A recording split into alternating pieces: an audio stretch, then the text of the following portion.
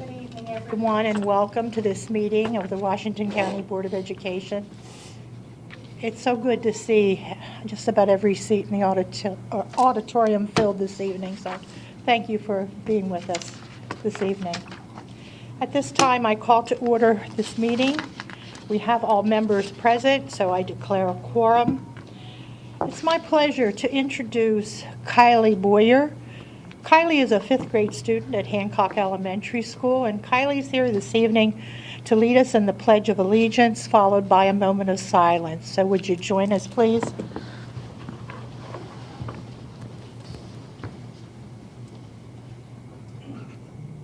I pledge allegiance to the flag of the United States of America and to the republic for which it stands, one nation, under God, indivisible, with liberty and justice for all.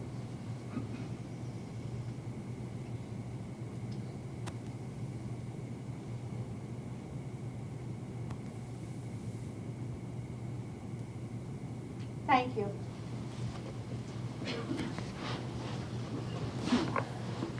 Hello again, Kylie. Kylie, do you have some people with you this evening that you would like to introduce to us? Yes, I have my mom, I have my dad and my sister, and I have my teacher and my principal. Okay. Would you like to tell us your teacher's name and your principal's name? My teacher's name is Miss Potterfield, and my principal's name is Miss Garby Price. Welcome. It's nice for you to be here in support of Kylie. We appreciate you bringing her all the way from Hancock this evening to be with us. Kylie, what's happening these days at Hancock Elementary School? We're doing math. I really like math right now. We're doing decimals in math. And in reading, Miss Potterfield's sister has written a book, and we really like that. Wow. So Miss Potterfield's sharing her sister's book with you Yes. as a read aloud? Yeah. Oh, how wonderful. You like to read, right? Yes. Oh, that makes my heart pound. I'm so glad to hear that. Tell us some more about your interests, Kylie. What other things do you like to do besides your academics at Hancock? I'm very crafty. I like doing any kinds of crafts. It just depends, I guess, on the day. And I also love sports. I play a bunch of different sports. I play softball, basketball, football, and volleyball. Wow. Are you good? Those sports? Just because you sound very well-rounded. Do you do well? Yeah. Oh, that's great. I see here that you love farm animals. Do you live on a farm? No, but my friend does, and sometimes I go there to go help with the animals. Oh. She just had 20 baby goats, so I went to go take care of them also. Wow. So, because you like farm animals, are you thinking in terms of a career working with animals, or no? Sort of. I like animals, and I also like traveling, and I've always wanted to be a photographer, so I would like to be a traveling photographer that goes to different places and takes pictures of animals and then writes about them. I like that idea. Well, what a way to work it all together. Kudos to you, Kylie. Colleagues, do you have anything you would like to ask Kylie? Well, Kylie, it's a pleasure to have you here with us this evening. Thanks so much Thank you. for leading us in the pledge and the moment of silence. Wish you the best. Thank you.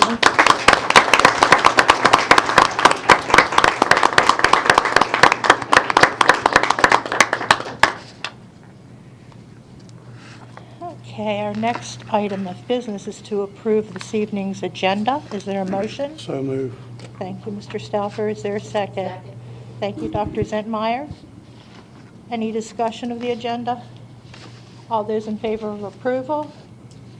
All right, we have 7 affirmative and the student member concurs. So we have an approved agenda. We'll move to approval of the minutes. President Williams, I move for the approval of the closed session minutes dated Tuesday, January 17th, 2023. Thank you, Mrs. Murray. Is there a second? Second. Thank you, Dr. Zentmeyer. We'll move to the vote since there's our closed session minutes. All those in favor of approval? We have 7 affirmative. President Williams, I move for the approval of business minutes dated Tuesday, January 17th, 2023. Murray, is there a second? Second. Thank you, Dr. Zentmeyer. Are there any additions or corrections to the set of business meeting minutes dated January 17th, 2023? All those in favor of approval? All right, we have 7 affirmative and the student member concurs, so both sets of minutes have been approved. That brings us to the superintendent's report, and we will begin the superintendent's report and then continue the report after new business. So, Dr. Savine? Thank you, President Williams, members of the board. I'm excited to welcome several students this evening to be recognized for excellence in their academics. We are also celebrating the achievements of 2 of our staff members. I'd like to invite Drista Bowser to come forward at this time. Mrs. Bowser is our supervisor of advanced programs, and she'll be recognizing students who have achieved the status of AP Scholar. But first, she will be honoring 2 teachers and a student for accomplishments in gifted and talented education. Good evening, President Williams, members of the board, and Dr. Savine. As Dr. Savine mentioned, this evening we would like to recognize several students and teachers, and some of those students were recognized and teachers at the state level. The Maryland State Advisory Council on Gifted and Talented Education honored several teachers across the state with the award Teacher Accomplishment in Gifted and Talented Education. These teachers do an exceptional job of meeting the needs of our gifted and talented students and go above and beyond the expectations of their positions. Additionally, they attend ongoing professional development and demonstrate leadership by providing professional development as well as writing curriculum for their school and at the county level. The teachers who earned this honor were Heidi Streit from Williamsport Elementary School and Jamie Sullivan from Ruth Ann Monroe Primary School.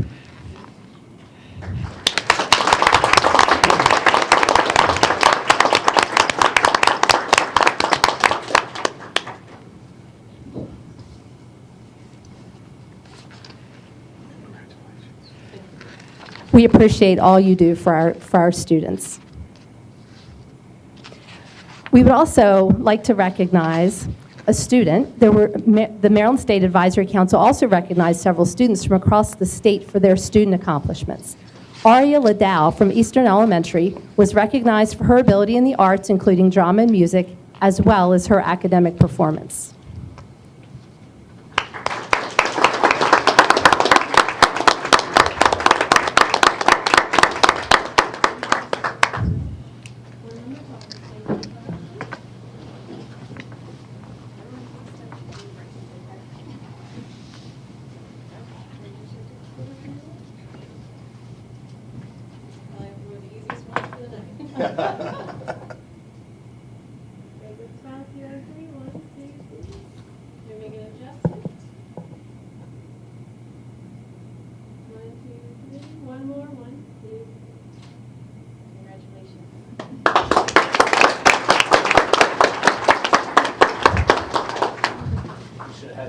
Do that.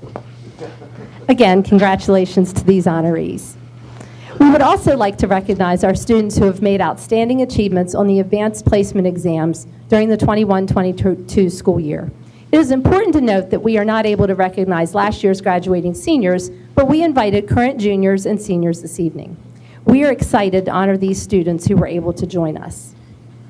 Tonight, we will be recognizing the accomplishments of our AP students in 3 categories. The first category is AP Scholars, those students who receive scores of 3 or higher on 3 or more AP exams. Our next group is AP Scholars with Honor, those students who receive an average score of at least 3.25 on all AP exams taken and scores of 3 or higher on 4 or more of these exams. We will also recognize AP Scholars with Distinction, those students who receive an average score of at least 3.5 on all AP exams taken and scores of 3 or higher on 5 or more of these exams. Please hold your applause until all students from a particular school have been recognized. We will start with Dr. Havermel from Barbara Ingram School for the Arts.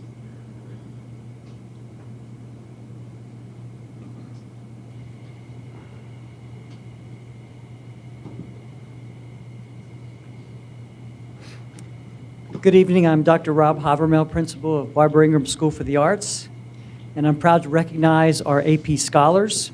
First, our AP scholars, Erica Davidson, Kendall Ellenboss, Levi Hott, Luke Malott, Brady Myers, Chloe Nota Bartolo, Jasper Parks,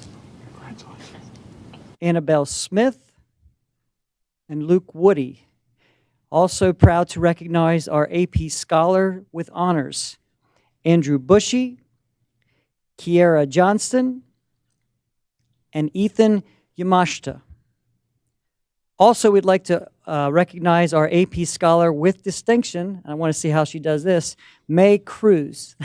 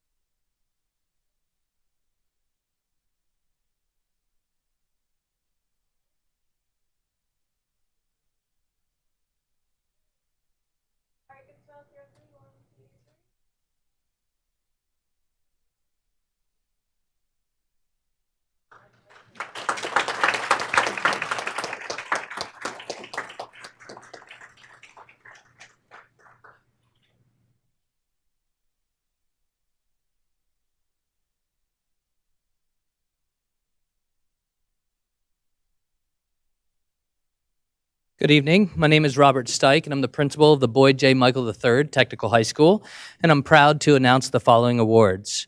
The AP Scholar Awards, Lakin Bassler, Raheen Miguel Lewis, Joshua Yariano,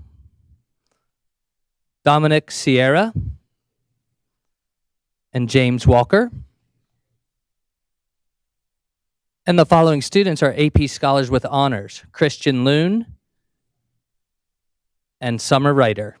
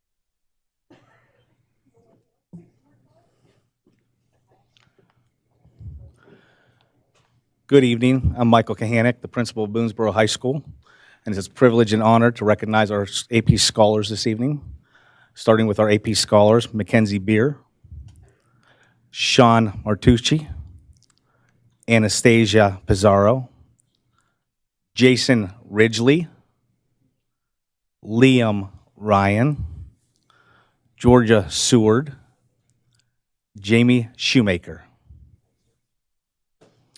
We'd now like to recognize our AP scholars with honors, Ryan Lord,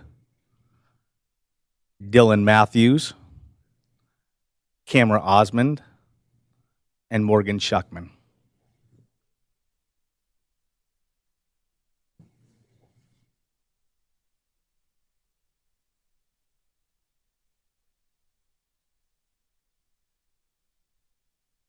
Now is a great time for a round of applause.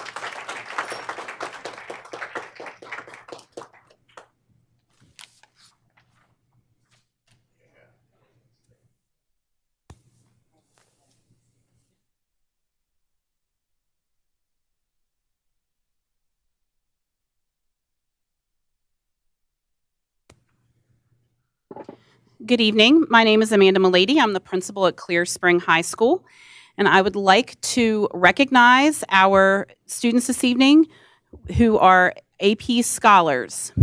Callie Alkire, Graham Bresler, William Delaney, Haley Ernst, Agapi Gladhill, Keller Canode, Kaylee Lutenicus, and Kaylin Long. The following student is an AP Scholar with Distinction, Charlie Smith. The following student is an AP Scholar with Distinction and receiving an AP Capstone Diploma, Coleman Bragunier. We have two students who are AP Scholars with Honor and receiving AP Capstone Diplomas, Ryder Brown and Claire Hensley.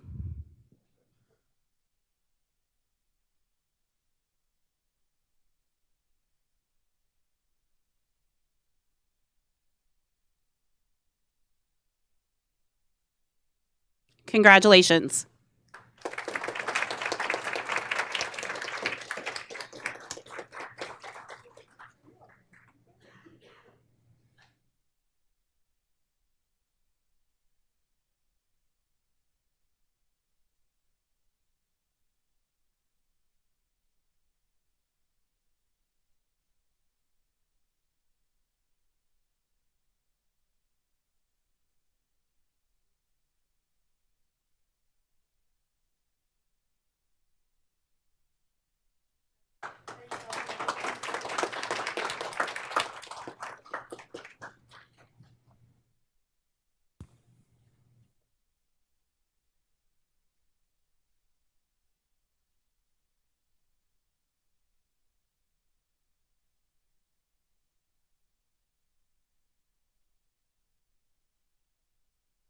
Good evening.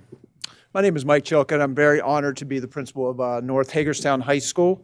We'll be honoring our AP scholars tonight. I'm very proud to say we have an extremely long list, so it's a very exciting night for us. So our first AP scholar, Awa Baji.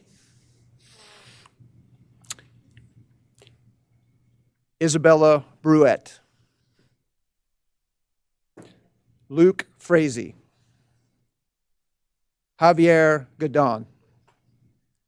Brady Gattell. Madison Haynes.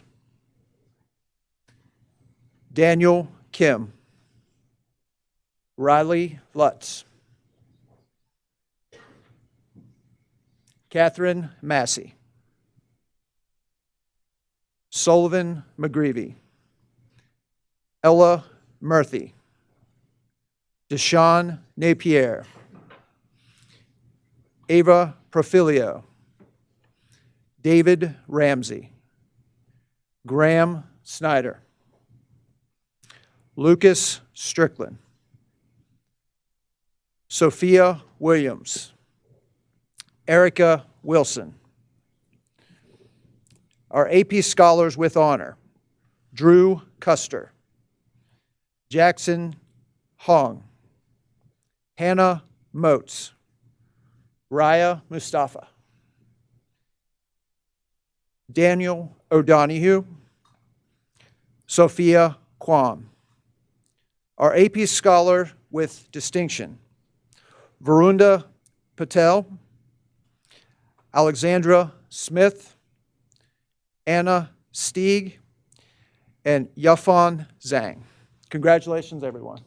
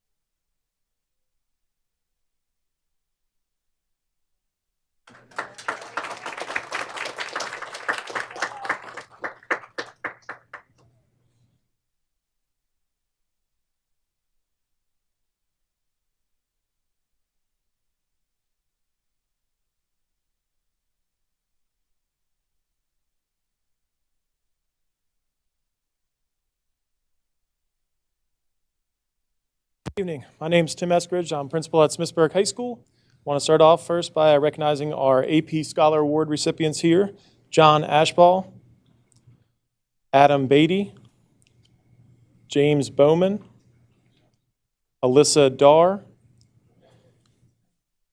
Tegan Dasher, Amanda Hallbecker, Eva Keplinger, Luke Kaiser, Savannah Parker, Logan Ryan, Megan Seibert. And students that met AP Scholar with honor criteria: Naomi Meyerly. And then last, our AP Scholar with distinction: Kenneth Corbin and Josh Hegby.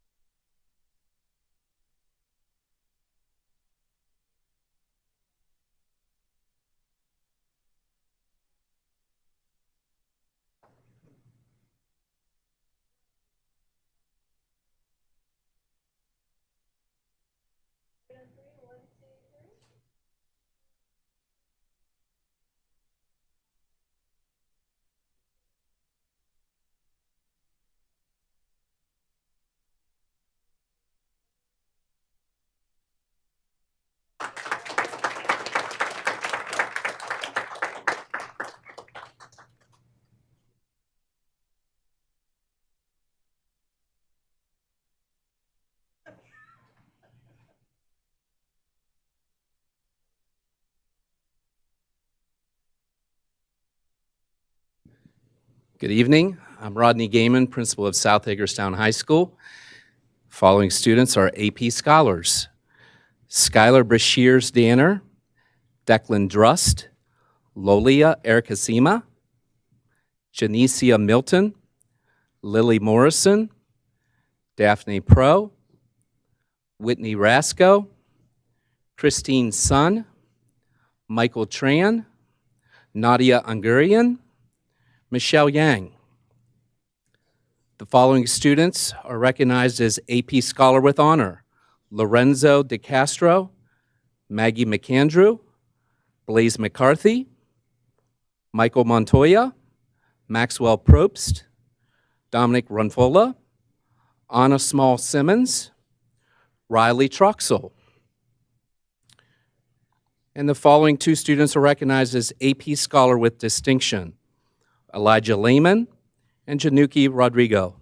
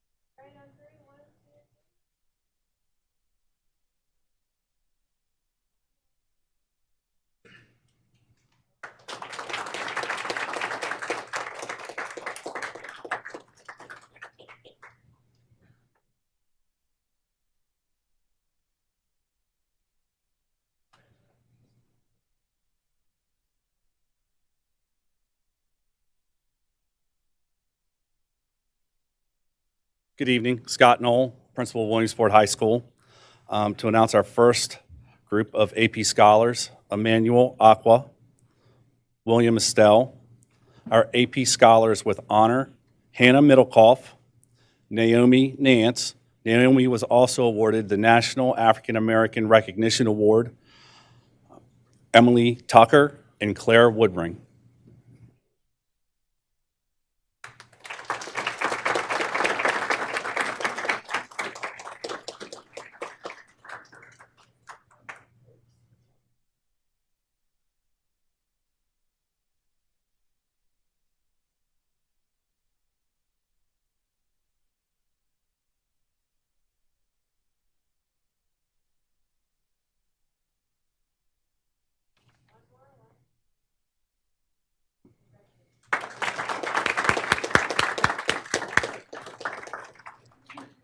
Please join me in congratulating all of our recognized students this evening.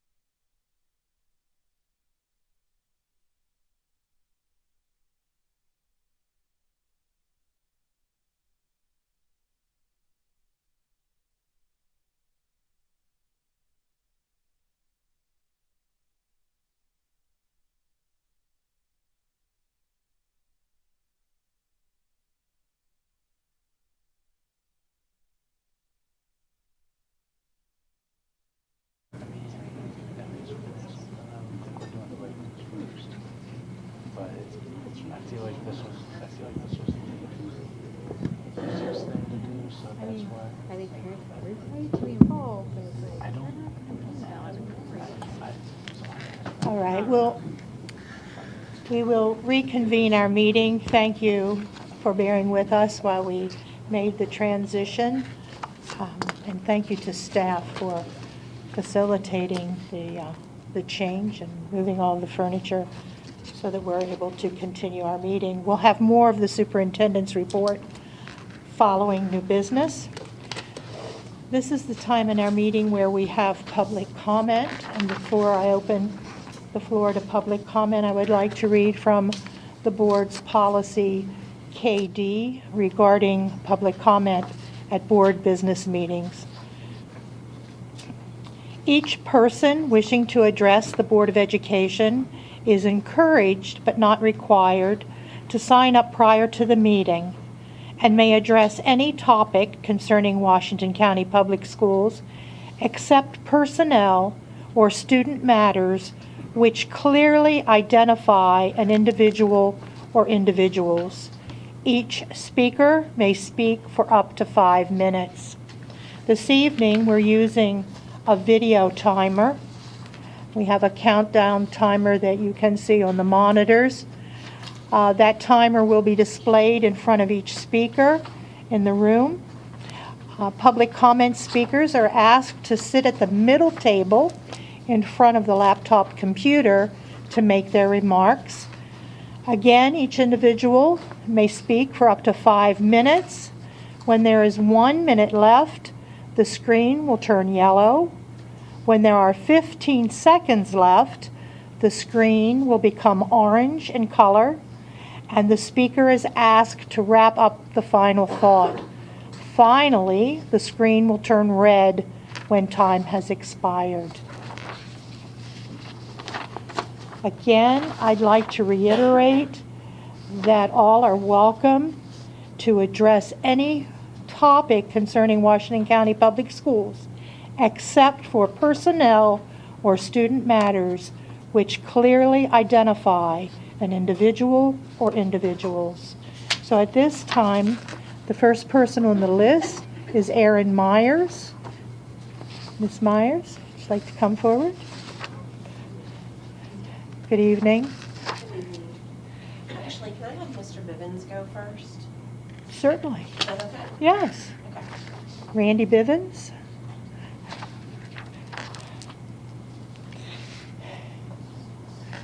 Good evening.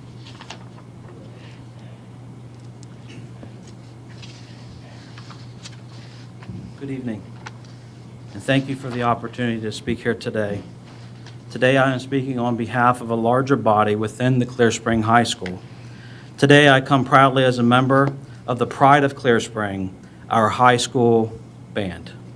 Recently, discussions have been made within our school that, if put into action, will forever change the future of our band program. It has been recommended that our school band director position be moved from a full-time position to a part-time role. Clear Spring High School will then become the only high school within Washington County Public Schools to have only a part-time director. Clear Spring High School currently exceeds both in the county and the state percentage of averages of enrollment within high school. I proudly live in a household of 3 generations of the Clear Spring Band program. My wife represents the Blazer Band past, my son represents the Blazer Band present, and my daughter represents the Blazer Band future. Allow me to share some reflections on all 3. My wife, under the direction of Mr. Fignar and countless other students over the years, started a legacy of musical education and music of excellence. Our band room is full of awards and reminders of the foundation for the future members to carry on the very meaning of the pride of Clear Spring. Today, that tradition of music excellence continues. Recently, our Blazer Band members have won awards. They've been selected to all county band, and this year participated alongside the James Madison Royal Dukes Band, all while proudly wearing their blue and gold. Clear Spring Band has won numerous parades, participated in concerts, field shows, and much, much more. They proudly carry on this time-honored tradition of excellence through our Clear Spring Blazer Band and continuing to build upon the foundation that has been laid before them from years past. The future that lies ahead concerns myself, our band members, our families. We are all terribly concerned. To continue this program effectively, our students need the same resources as every other high school in the county currently has. They need and deserve a full-time band director. By cutting Clear Spring High School, this limits the band program dramatically to 25% of what we currently have. They only will have very limited access to a complete musical education. PRS guitars are proudly manufactured right here in the state of Maryland. Their president, Paul Reed Smith, said this: "The world is in a great need of more music education. While students learn to play, it allows a part of their artistic mind to express itself, which is very important in helping to balance a child intellectually, spiritually, and emotionally. Since these members first learned to play their instrument, they have been reminded of the importance of musical education. All these skills are listed on almost every program that every school puts out for their concerts and their shows. Now, this promise of higher and equal opportunity of musical education is being tested to its very core. By reducing it and having a very limited access to much of this needed program, our students will be affected negatively. Our students deserve the same as every other high school in the county, a full-time, fully dedicated band director. To steal a quote that I saw on a license plate, life without music would be flat. In closing, our community is supportive of our Clear Spring Blazer Band, and limiting that access to anything less than a full-time band director will result in a calamity. The good news is that we can still change this. The photo that they have shows some of the Clear Spring's finest musicians representing our school and our band program with honor. So do not take away 75% of their program. Keep musical education in Clear Spring, Justin, and every other high school as a full-time band director. At Clear Spring, we truly are one family, and we are one band. Thank you for your consideration. Thank you, Mr. Bivens.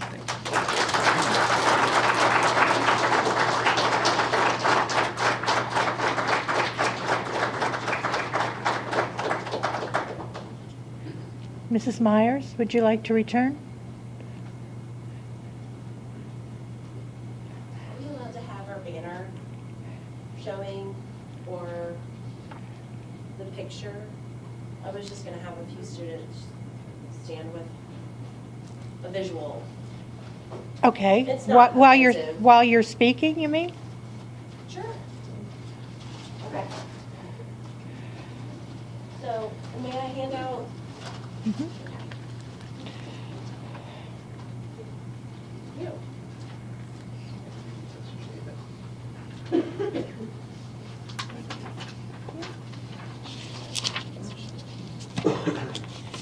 Thank you.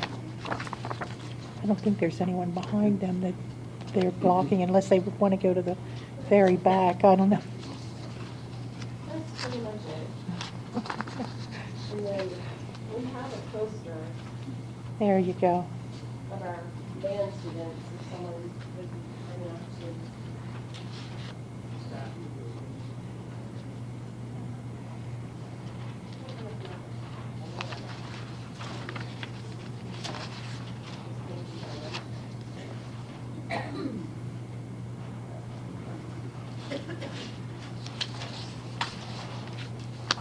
Okay. So, my name's Erin Myers, and we just moved to the Clear Spring School District from Pennsylvania. So, this is a whole new experience for me. I did grow up in Washington County schools. And I'm used to the private sector where parents and teachers actually have a say in what happens in their schools. I'm not used to sitting in front of a superintendent and a board. I'm used to people. So, with that being said, obviously, the constituent's voice is incredibly limited, and I just hope that it is heard. So Clear Spring campus in general is being cut. There are several cuts to the middle school, to the high school, one of which is the band director, and that is very concerning because you, as a board, as a superintendent, are jeopardizing our children. There was an incident 2 weeks ago that it took over 18 minutes for first responders to get to Clear Spring High School. Why is that? I don't know. You tell me. We're the only school in the county that shares a safety coordinator, or whatever you call the Washington County Sheriff, with another campus. So when I went to school, I graduated from Williamsport High School, very proud to be a blue bander. We had a full-time band director, an amazing program, and anyhow, I really want to advocate for Clear Spring High School because we deserve to have what every other high school in the county has. Just because we're a county rural school and we're not part of the city of Hagerstown, where there are 27 positions available, it does not mean that our children don't have the same rights as those children in the city of Hagerstown. In short, I mean, I'm flabbergasted at the way public education systems run.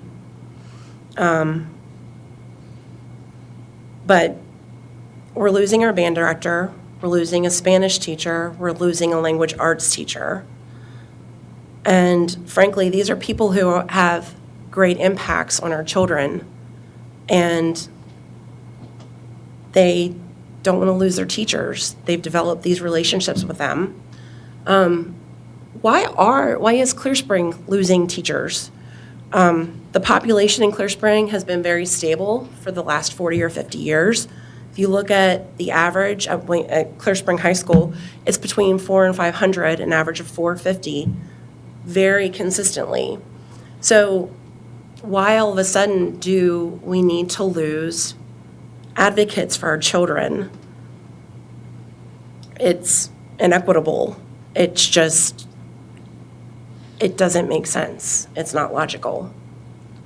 So if anyone can explain that so that I can wrap my head around it from an average person perspective, why my child had to wait 18 minutes for a first responder to come to school when there was an issue and the 2 students were hung up on by 911 callers, then that would be, I would welcome it.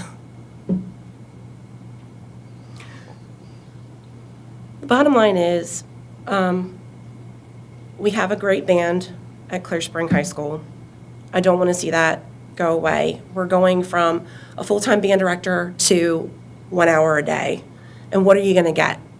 It's going to be very difficult for that person to divide their time and to prioritize, are they this person's advocate or are they this person's advocate? It's very hard, and it limits the accessibility to our students and to who we are as Clear Spring. Anyhow, we have 12% of our populations in the band. Our band is a co-curricular activity. It's not extracurricular. We are completely inclusive. We have students from BISFA, Tech High, HCC, National Guard, Work Release. We have athletes. And just please don't cut our staff at the Clear Spring campus because we need them. Thank you, Mrs. Myers.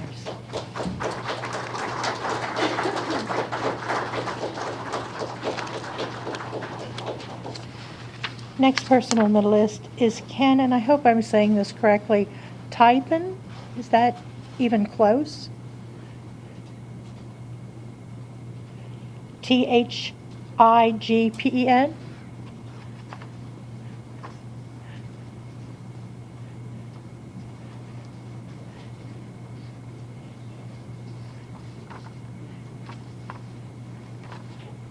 Was I even close to getting that name correct? I didn't hear it back there. Okay, Typen, is it? Thigpen.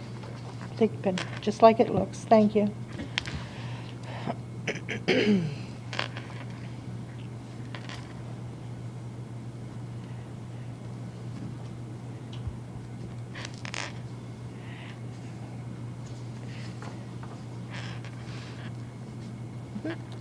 May I proceed? Okay. Hello. Hello. Everyone.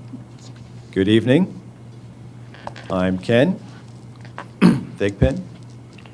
I'm a teacher, a college professor, and I've worked at different schools and traveled, and education is very vital. I strongly believe that children are able to access education. Why? Because it's imperative for their future.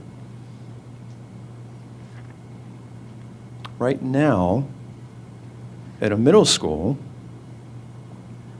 there's issues with interpreting services. There's been quite a rotation of interpreters, and the student basically is impacted by that. And so if you basically delay the education process, then you actually increase the deficit for that child.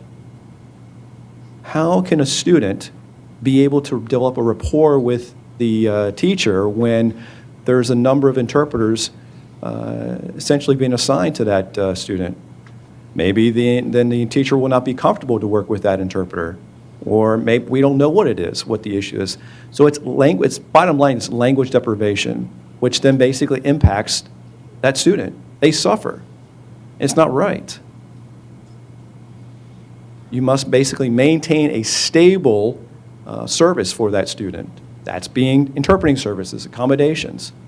And it's difficult to find quality interpreters in Hagerstown. They're pulling from everywhere. A good example, the interpreter here, where's he from? Washington, D.C. He made the trek here for this meeting, for us. And I'm thankful for that. He gave up his time to be here for us. So then I got to think about the students and their education, the exposure, the impact they have for their future. Imagine basically during COVID, they were at home. What happened to the student or students? It's even further delayed. So that's for a hearing student. Now think about, that's a non-deaf student. Think about a deaf student, even significantly more delayed. And then not only that, if their parents are not able to communicate with that child that's deaf, they're innocent. So then, essentially, when you deprive them of that accessibility, that being language or education, that impacts their future. It's important that you find and guarantee quality interpreting services. And it's important that it's stable, it's consistent, one or two individuals staying working with that student so they can essentially develop a nice rapport, not only for that student, but for the educators in that school.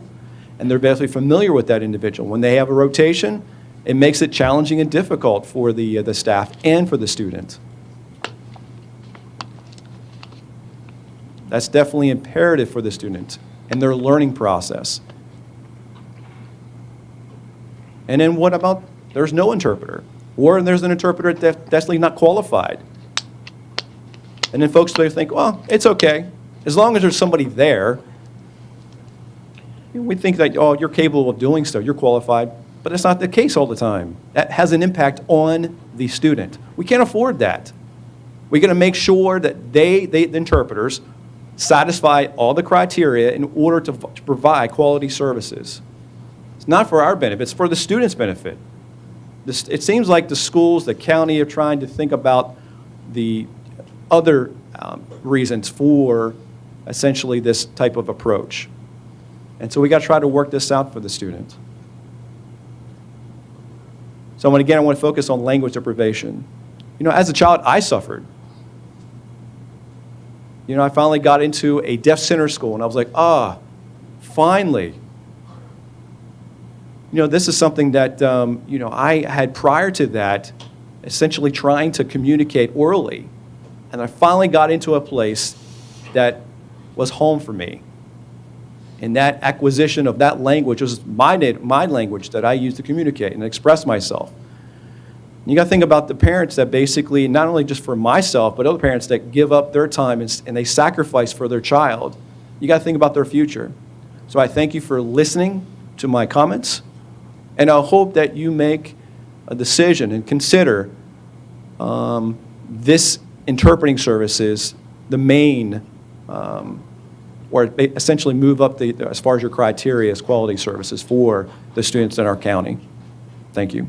Thank you, Mr. Thigpen.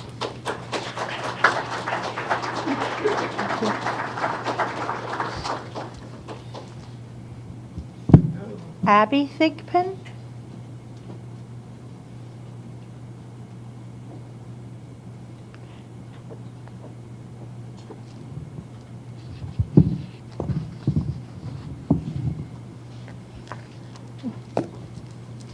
Good evening. Hello, everyone. I have this on my phone. So,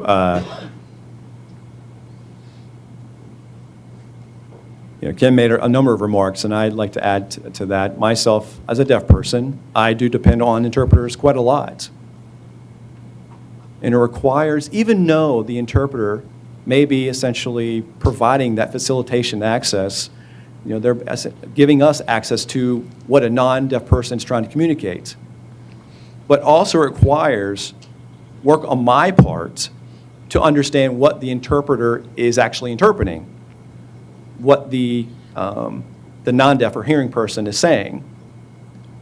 For the interpreter to be, as far as their qualifications, if they're so-so, then that makes it even more challenging for me to understand what somebody's saying. So I got to think about, not just as an adult, but I got to think about a child. I started late. At 10 months old, I was able to communicate. Actually, I was able to communicate at 10 months old, and I was able to communicate with my parents. They wanted to sign with me. So to work what a hearing person is saying via an interpreter, but because of my background, I'm able to figure out what you're saying. But then when you come in and have a quality interpreter, it makes it easy for me.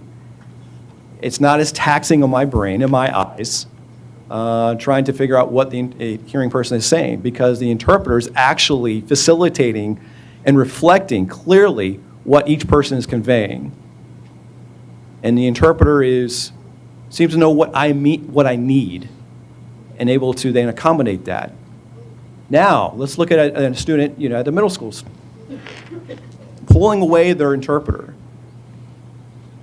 And this interpreter was a quality interpreter, had a great rapport with the student, worked with the student daily, knows the student well, knows that student's needs, knows that student's nuances, and be able to capture those nuances in an educational environment. And then when you have an interpreter with limited skills, they're able to pick up on those little nuances of that student. Let's say a teacher that's working with hearing students, and they have the same teacher for the entire semester, entire year. When those students enter that classroom, they know what to expect. They understand what they need to do. And the teacher then knows, vice versa, the teacher knows what the students need, and to basically work with those students. It's not always going to be 100% perfect, but it works. But then you got to have, with a deaf child, working with an interpreter and having a rotation of interpreters, that makes it more challenging for that child to learn in that environment. So my concern is that in this specific situation that's taking place at one middle school, the interpreter, who's great, lost her job, and not willing to hear her side of the story and terminate her from her position. Now there's basically struggling, as far as assigning a qualified interpreter. Now you have the student that's suffering because of that. So I feel it's not fair because, based on one or maybe two students' perspective of things, let's just go ahead and just get rid of the interpreter. And that's not fair.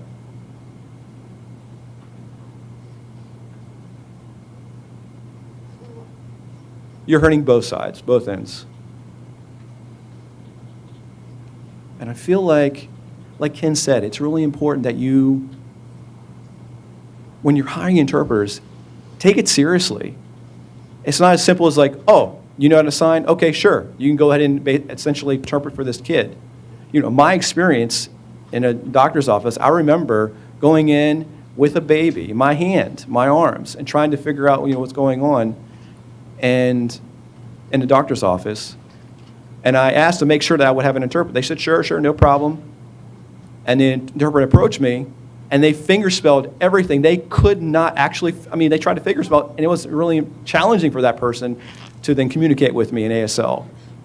I'm thinking, wait a minute, this is about my baby, and I need to know what they need, my child needs. And how am I supposed to basically ask questions if the interpreter cannot even communicate in my language? Thank you for listening. Thank you, Ms. Thickman.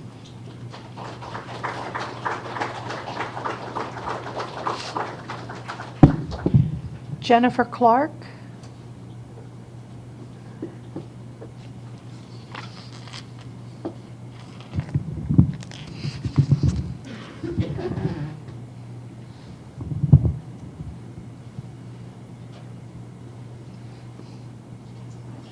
Good evening. Good evening. I'm Jennifer Clark. I'm here to advocate for this deaf student who is experiencing a very awkward situation in middle school.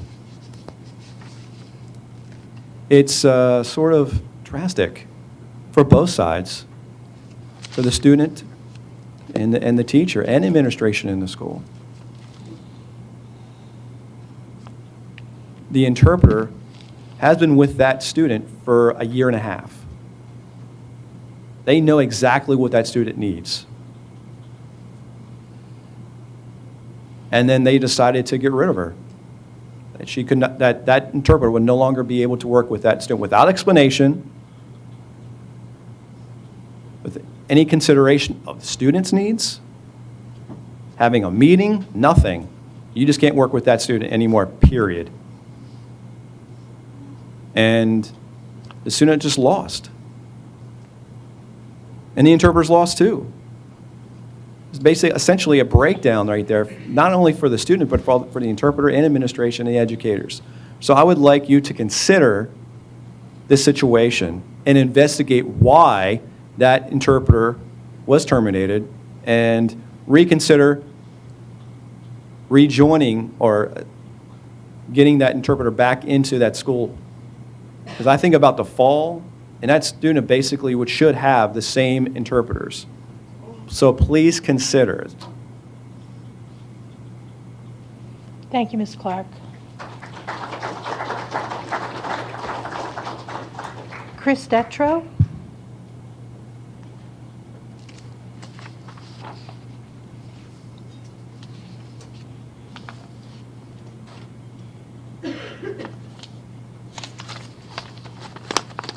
Good evening.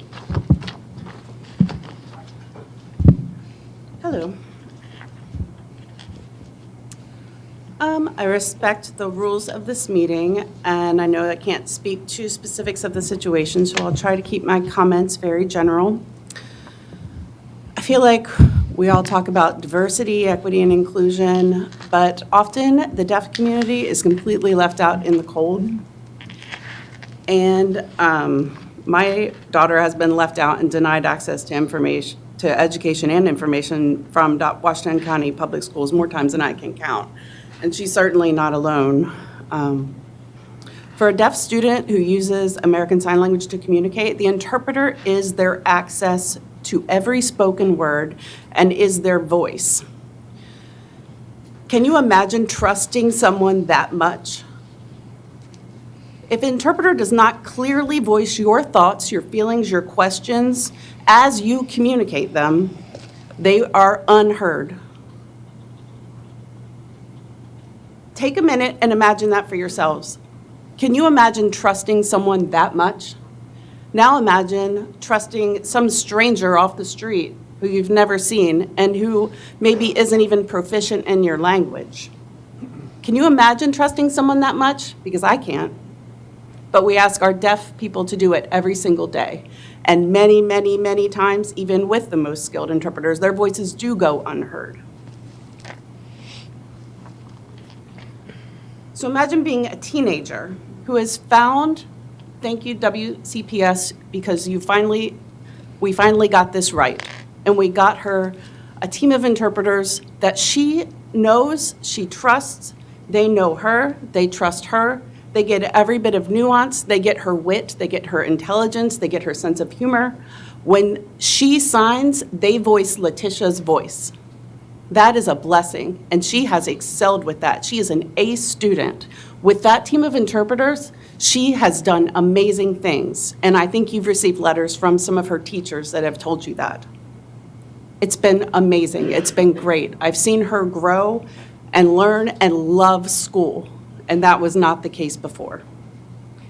So imagine one day you walk into school, and that group of trusted interpreters who are literally your voice, I don't think you can imagine what that's like. Or one of them is just gone. And imagine being that student, sometimes by yourself in a room of hearing people who don't know your language with no one there to communicate for you. Can you imagine how that feels for a teenage girl? It's awful. It's cruel. Imagine being a profoundly deaf student sitting in a classroom with a teacher talking and no one there to facilitate communication. Can you imagine that? Because I can't, but my daughter knows what that's like, and it's wrong. Imagine sitting in a lunchroom surrounded by people laughing, joking, talking to each other. You are out in the cold. You have no idea what's being said. Can you imagine what that's like? My daughter knows what that's like. And I've received FaceTime calls from her in tears saying, please come. No one is talking to me. I'm all alone. I'm done. Think about how you would feel in that situation. Mainstreaming for deaf kids is hard enough. Some people do say it's cruel. And I am starting to see their point. Does it have to be this way? Because it sure wasn't this way for the last 2 years. My daughter loved school. Like I said, she was an A student. She's not a behavior problem. She's a leader in her class. She's an athlete. She's certainly not perfect, but she's respectful and she's responsible. She could have been a Washington County Public School mainstream success story. She could have been. That's where it was going. But it seems like instead, Washington County Public School is intent to throw roadblocks in her way, and I don't understand why. Without any communication at all to me or to her, her team is removed. It feels like admin is trying to intentionally derail her. And I know you guys probably just think I'm some angry mom always coming in here complaining about something, and that's fine. It matters very little to me what you guys think of me, but it does matter to me that you get my daughter what she needs. And it matters to me the deaf kids who come after her get what they need too. And it matters to me that their parents are able to navigate this system for their own kids' education who might be hearing. My daughter's IEP was violated egregiously. Her human rights are being violated by having her communication access denied. And when she told you in admin that she is not comfortable with interpreters she gets or she doesn't understand them, she's constantly ignored. Mrs. Detro, I'm sorry, your time has expired. I think the people with the hearing impairment are the people in the back of the room and the people on this board. Thank you, Mrs. Detro.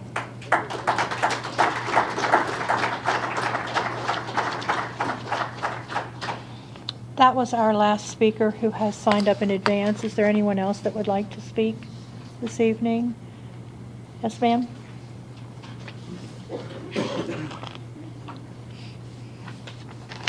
Good evening. Good evening.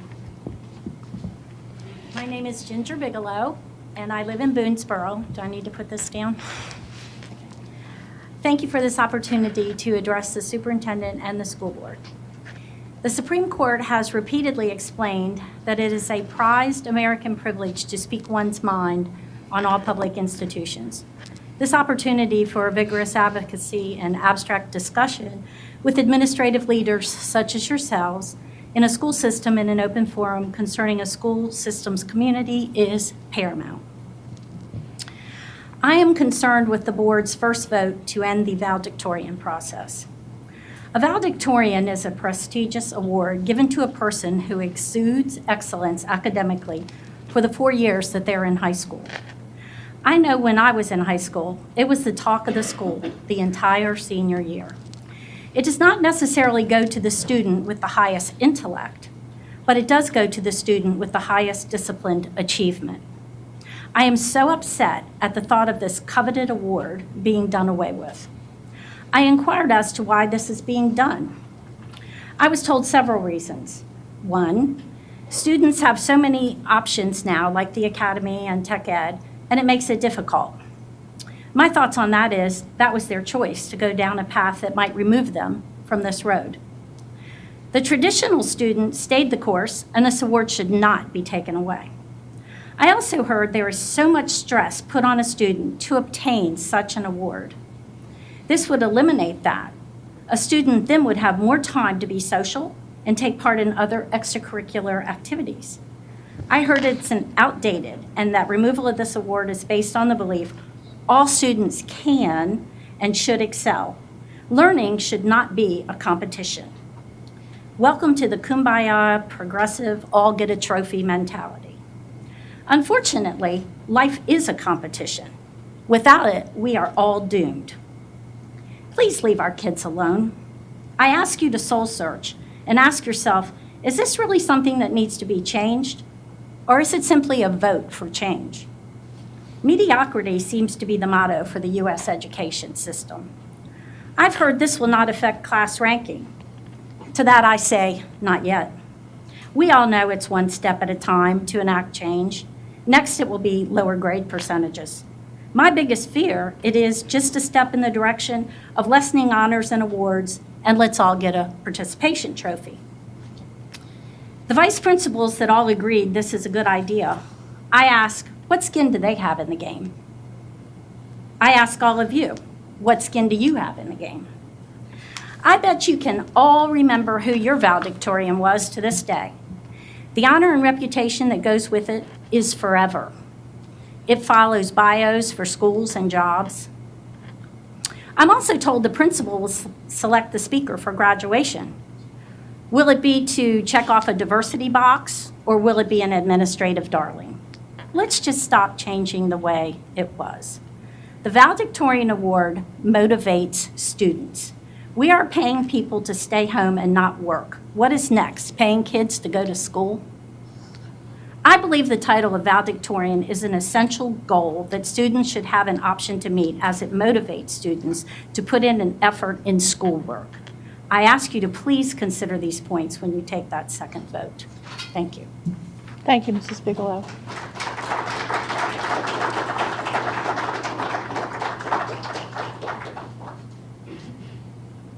Did you want to speak?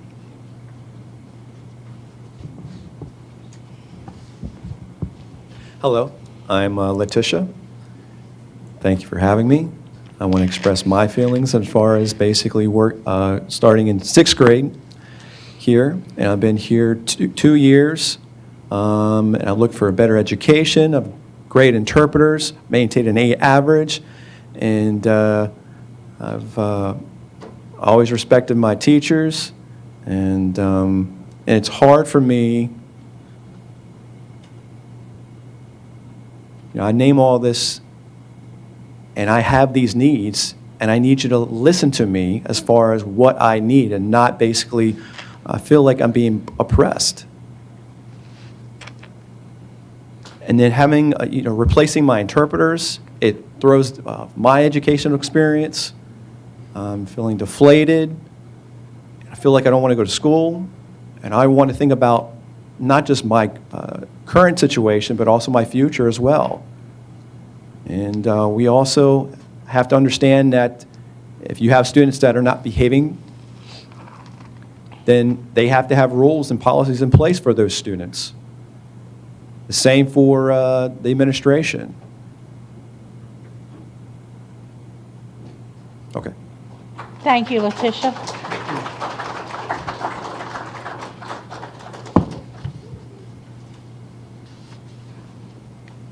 Good evening.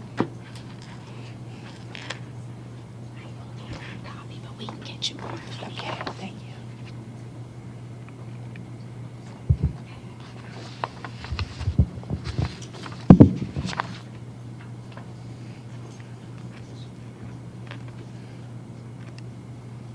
Hello, my name is Danielle Gardenauer. I am the music teacher and director at Fountain Rock Elementary School and Hickory Elementary School, and also speaking on behalf of the art program that is also split between Fountain Rock Elementary School and Hickory Elementary School. Hello, and my name is Amy Clayton, and I am the library media specialist at Fountain Rock Elementary and Sharpsburg Elementary. Good evening, members of the board, Dr. Sovine, CES administrators, staff, community members. This is a strong community with a rich history, and this community comes together to support one another. When we work together and listen to each other, we can make positive changes. So first, we would like to acknowledge and say thank you to the board for the full-time counseling position that was given to Fountain Rock this year, and additionally to all of the schools within the county. This has been an incredibly positive change that has benefited our students, staff, and community, and it is in this spirit that we stand before you tonight. Currently, the inequity between schools created by split positions is no longer sustainable, and we must confront these realities. Split positions in the encore rotations at the elementary level mean inconsistencies for students across the county. Discrepancies such as access to the course material, scheduled visits, and shared responsibilities across encore staff are all impacted by split positions. Additionally, our county holds teachers and staff to a high academic standard through persistent focus on state standards. Due to the lack of time available to split position teachers, we are not able to provide the necessary instruction required by county and the state. This is a dangerous tightrope walk that puts the onus on teachers to meet COMAR guidelines and the Maryland Blueprint without the necessary staff support. Furthermore, one of our major concerns for Fountain Rock next year involves scheduling issues. Currently, art, music, PE, and library media see a combined 4th grade class of students. Our small spaces will no longer be able to physically accommodate students. Next year, these students will need to attend Encore with their homeroom and not as a combined level. Without full-time Encore teachers on staff, we will no longer be able to maintain the untenable behaviors of 32 children. Aside from that, Fountain Rock is estimated to have an additional class next year to accommodate the growing population. With the growing population, there is no time in the schedule for Encore staff or classroom teachers to receive contractual planning time. With the expansion of pre-K programs in the school, there are 6 time slots for Encore and 7 grade levels, some with more than 2 classes that need to be seen every day equally between Encore subjects. Combining classes is no longer a feasible option for one teacher to sustain. To better put this into perspective, art, music, and library media are currently being split between Fountain Rock and Hickory and Fountain Rock and Sharpsburg, respectively. Therefore, we are teaching, grading, planning for, servicing, and connecting with 628 students physically in our classrooms. The split positions and population differences cause classes to be combined at both schools, scheduling and rotation inconsistencies, 2 different expectations, and transferring equipment and materials almost every day. Because of the split, students at Hickory do not have art or music every week due to a 3-day rotation because of 2 full-time and 2 part-time Encore staff, meaning 3 Encore staff in the building at one time. As a result, by the end of the year, despite trying multiple scheduling solutions, students at Hickory would have had at least 16 to 20 less art and music classes than their peers at other schools, which is an enormous disservice to the students there. As for Sharpsburg, pre-K receives no library instruction, and 4th graders are not seen consistently throughout the year.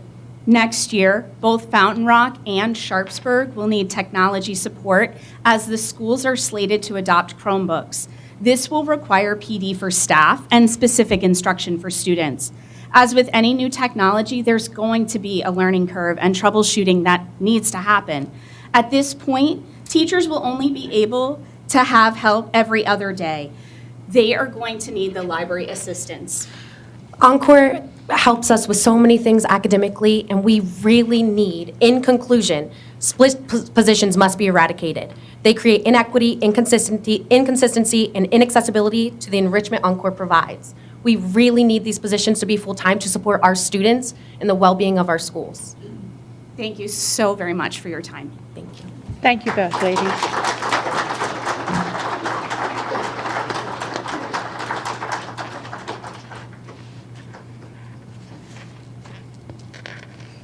Good evening, Board. Good evening. I'll get this started.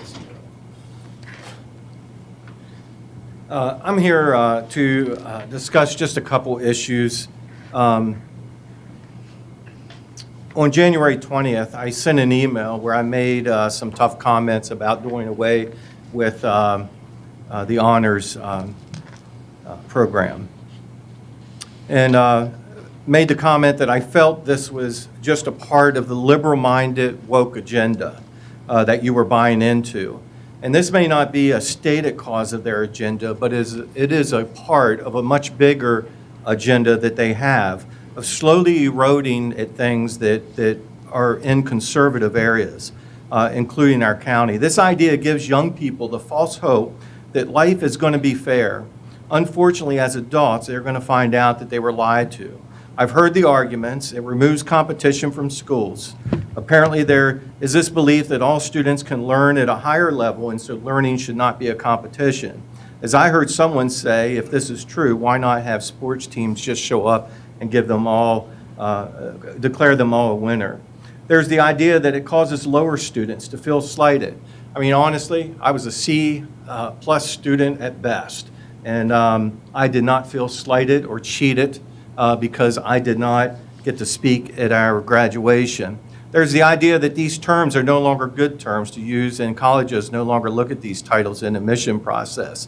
The main sales pitch I heard on this issue was you're not taking away the fact that someone will be a keynote speaker but will be chosen by the principal. In the end, all these, as far as I see them, are excuses. They are dry wells that hold no water in order to push a much bigger agenda. Again, in the end, all a ruse to change our society into one that is accepting of attitudes and behaviors that go completely against what most in this county, I believe, stand behind. It's at the heart of the issue of the books in the libraries and the behaviors that we see in our schools. At the end of my email, I made a note respectfully. One board member who responded even questioned why I would write respectively at the end of an email expressing such a strong opinion, and maybe you did too. Maybe, though, it was because even though in my disagreement with your opinion, it doesn't mean that I still don't respect your position as a board member. I especially valued the time that my wife and I spent with this board member and her husband, even though I strongly disagree with some of their views.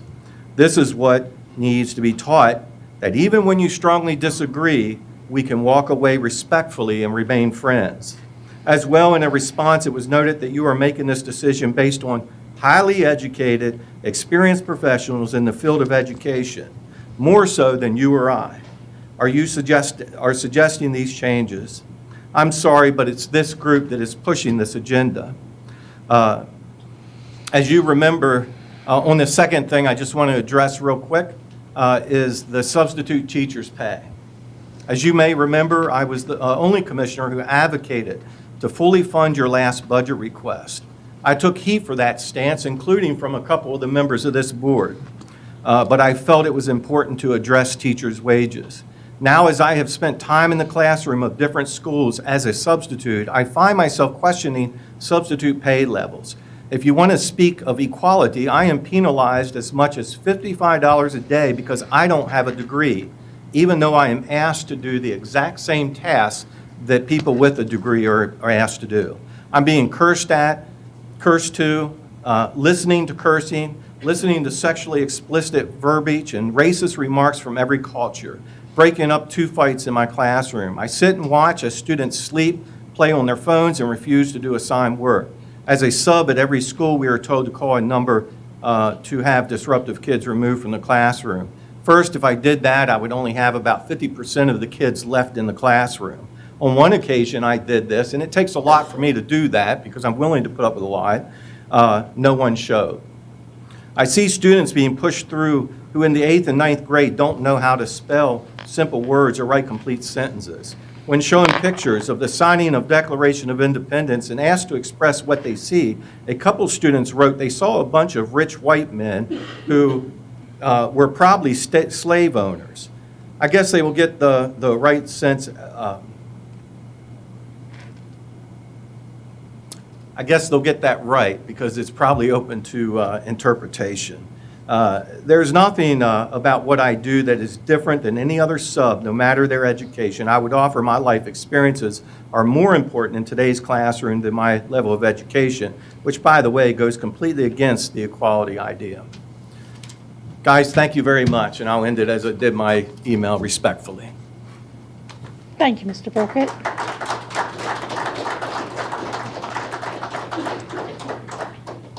Is there anyone else who would like to speak? Good evening. Good evening. My name, oh, sorry, am I supposed to say? Good evening. My name is Emmanuel Enal.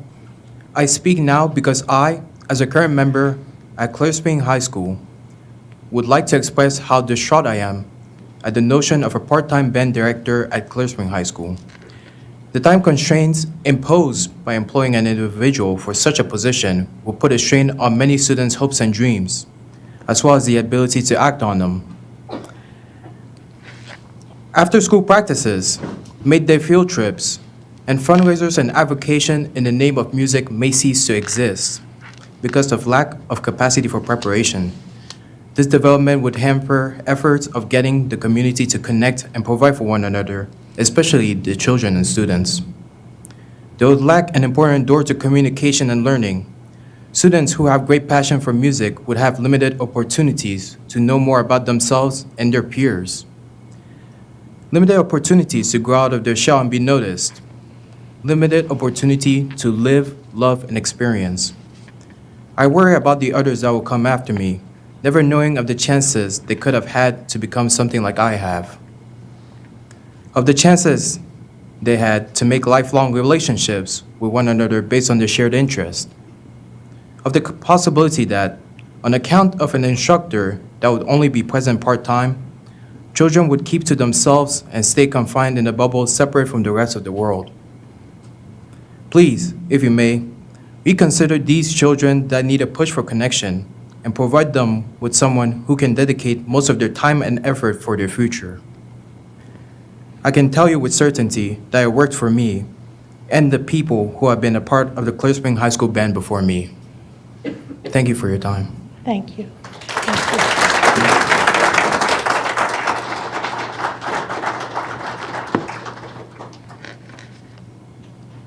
Good evening. Good evening.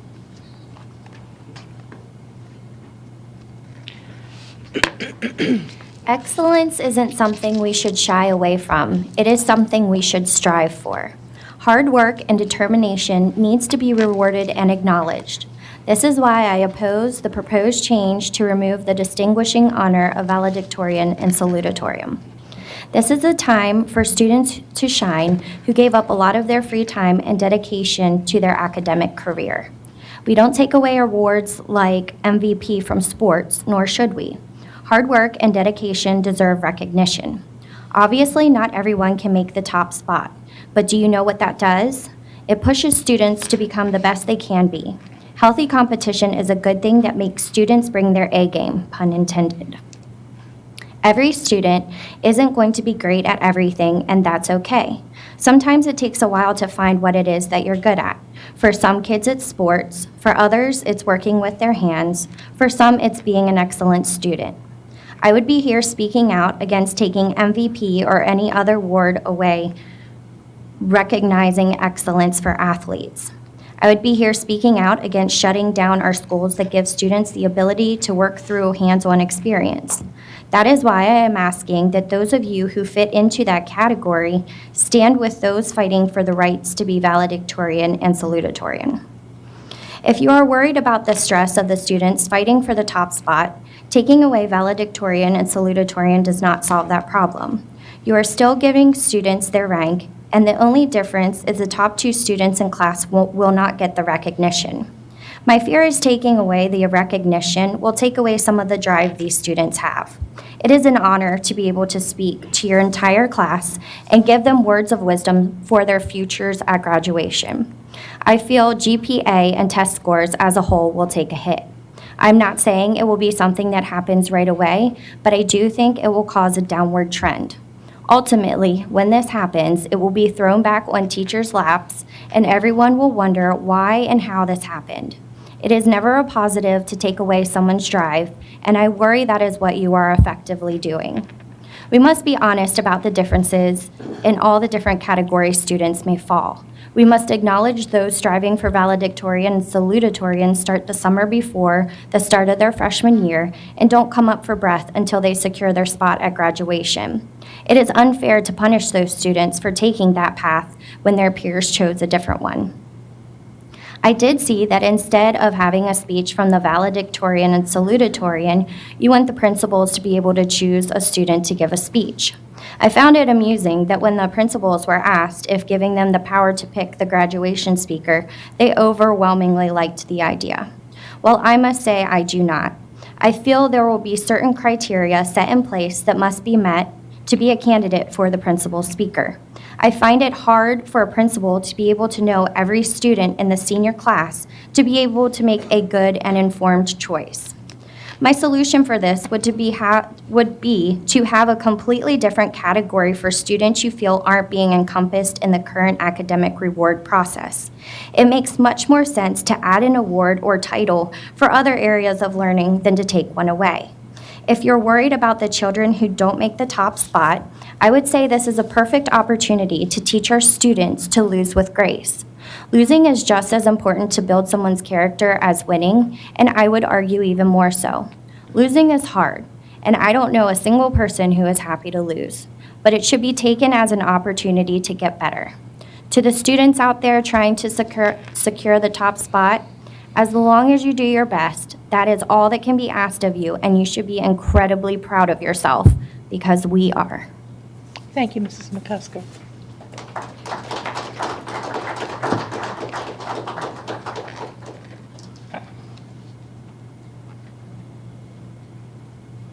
Good evening. Good evening. My name's Ethan Lowen. I want to support how important it is to not remove the valedictorian and salutatorians from the education experience. This board is proposing to take away the titles and recognition from students who have achieved the goal of being the valedictorians and salutatorians of their classes and to replace them with students chosen by school principals to receive those benefits instead. It is unjust and violates the purpose of education. The critics of the valedictorian designation say that determining each student's grade point average has become more complicated because students can also take classes at the community college and online. While this is true, public schools and college admissions offices have adjusted their weighting of grades based on those additional options years ago. We should always keep an eye on readjusting the formula, but concluding there should no longer be valedictorians makes no sense. It appears to me that the push to get rid of valedictorians comes down to the fact that other school boards in our state have already done that. And those school boards have been very straightforward about their reasons for doing it. They believe that school systems should follow the principles of equity ideology because they believe you cannot have equality and fairness without children being in an environment that lives and teaches equity ideology. For those who are not familiar with what equity is, the best way I've heard it explained is with a class project that an economics professor at a community college conducted. It began with students in the professor's class having a discussion of whether the grades were fair, because the grading did not account for the challenges that various students were experiencing. Some students were working their way through college, others had families at home. As a result, the students argued that the grades were not an equitable or fair measure of each student's challenges. The economics professor stated that if the class wanted an equity ideology-focused grading system, she would agree to it. She explained that the reason her proposal was appropriate for an economics class was because equity ideology has the same principles as the socialist economics system.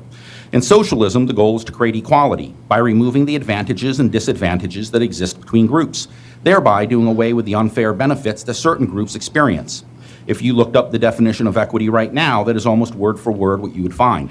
She then proposed that the average grade on tests would be the grade for the entire class. That way, every student's challenges and privileges would be accounted for, and the class average of tests so far had been a B average. The majority of students agreed at the next test the class average was not a B, it was a D. And the tests after that bounced between Ds and Cs. After 2 weeks, the students were arguing with each other. At week 3, the students were protesting their grades. At which point the economics professor said, if we are going to follow the equitable system, let's see it through to its conclusion. She went on, we have more than 100 years of history on how socialist systems evolve. What you are experiencing is the dichotomy between the merit and achievement-based system on one hand and conformity towards the lower end of the performance scale on the other hand. She explained that the merit and achievement system is when a person's efforts and personal choices are a strong indicator of future success. Whereas when the goal is to have as many people as possible be part of a common standard, it requires overachievers to not be fully rewarded. Over time, more of the benefit they receive comes from meeting criteria determined by requirements out of their control, and continuously less benefit comes from their actions and achievements. The second stage of the evolution occurs as the standards of acceptable performance continue to be lowered in order to allow more people to be included in the new common standard. There's many thoughts people on this board are having about what this is referencing, and they're all correct. In almost every observed situation, the professor said, the result is conformity at the lower end of the performance scale. She continued, and that is a source of your frustration at the moment. No one in this class has experienced an education system where once they applied themselves, they were denied the benefits of their work. However, you are also faced with the second major criticism of the socialist system. Since hard work is no longer the way to improve your situation, figuring out how to improve my opinion of you has become the new currency in this classroom's economic system. The professor concluded by asking if they wanted to change the grading system back to merit and achievement, or did they want her interpretation of each student's challenges and privileges and what the college's equity policy said about how their ethnicity and gender has affected their lives, and let that be what determines how their grades will be adjusted. They voted to go back to the regular grading system. Now, what this board is proposing by getting rid of valedictorians is to go down the same path as those economics students, but with permanent consequences, not a class project with a cutoff. You are proposing a change to the culture of our schools at the most fundamental level. You are voting to empower yourselves, to deny a group of students the ability to experience the results of their hard work. And then you are voting to empower yourselves to choose which students get to receive those benefits instead. Another lesson from the professor's project is that none of what you're proposing is cutting edge or coming from a place of newly discovered knowledge. It's just been happening for generations, just not in our country, and its results are well documented. Academic terminology and slogans designed to tug at our heartstrings does not change the real subject you are voting upon. Thank you. Thank you, Mr. Lowen. Is there anyone else that would like to speak?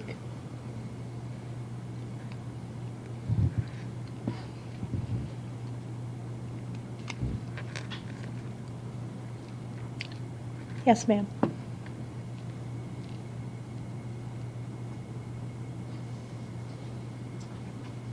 I'm sorry. What? My apologies. Go ahead. I don't know what you're apologizing Okay. for, but anyway, my name's Dr. Neil Corwell. I had not planned to speak this evening, but there were some things I did not hear said in relation to the Clear Spring Band Program. And just, as I said, it's not prepared speech. I'll just give you a little of my background so you know where I'm coming from. I'm retired Master Sergeant from the Army Band, Washington, D.C., played thousands of funerals in D.C. So music has been my life, and it all started Clear Spring Elementary School, 4th grade, when I was 10 years old, 4th grade, up through high school. And of course, the band was a big part of my life, and at that point, half of the student population was in the band. Noel Kunkel was the director. And I would like, I guess, one thing to mention, that when you cut a band program, which is what this effectively is, because, well, first I've provided something very practical, that maybe if you're not, haven't grown up with bands and music like I have, what may not seem so obvious, you cannot have a quarter-time band director, because that's what it would be. This, as I understand it, this person that's being paid for half a day's work is doing something at the elementary school, I believe, and then going to the high school for a couple hours every day. You cannot possibly, you can even run rehearsals on that amount of time. That, you're talking about the amount of time you have to get music, you have to pick music, you have to purchase music, you have to put it in folders, you have to collect the music. You have hundreds of instruments to maintain, put out, you have to set up the stage, you have to tear down the stage, you have to plan shows, you have to plan what marches you're going to play in a parade, et cetera, et cetera. I mean, it goes on. And to have a successful band program, the band directors, as I'm sure some of you know, they spend incredibly large amounts of time. And so basically, we had written a letter to the board, and we got sort of a form letter reply. We're saying, oh, Clear Springs band needs will be met, I believe is pretty much a quote from it, something like that. And that's just either from ignorance of what's involved in running a band, or it's just a bald-faced lie. I don't know which one. I'll give the benefit of the doubt that it's the first. But I just think, and it's not, a band program is so incredibly important, not just because, even though it is important to how it develops the mind and this and that and the other thing, but as the young gentleman before me I agreed with everything he said, by the way, before me said, or touched on, it's one way that if you're not an athlete that's good enough to make the team, the football team, the soccer team, the basketball team, you can be part of this huge team, and it's not so judgmental. You don't have to make the cut. They're not going to, you can have hundreds of people or dozens of people in this band, and you learn to work together. And as the young gentleman was saying, you remember these experiences your entire life. And it just really disheartens me to see a decision made that I believe seems pretty clearly trying to kill the band. I don't know what the motivation is. But as everyone else here said, I think it's totally unfair just because Clear Spring is a small community, although it's not a tiny community, why this one band out of the county should be deprived of that. Because the band, of course, is incredibly important to me because that ended up being my life, But all the hundreds of people that I played in the band with who did not go on to do music, it was an incredible part of their life as well. And if you just have a situation where just somebody comes in, puts some music on a stand, kids hardly are learning how to play their horn, they're not doing any extracurricular or working together, it's not a band experience. It's just something they're doing for a couple hours during a week. And I just would hate to see that killed. So I'm sorry, it was not a planned speech.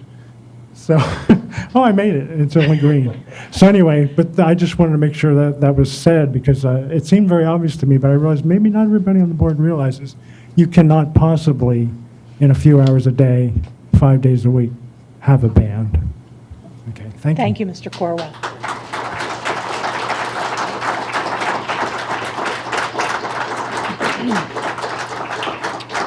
Is there anyone else who would like to speak?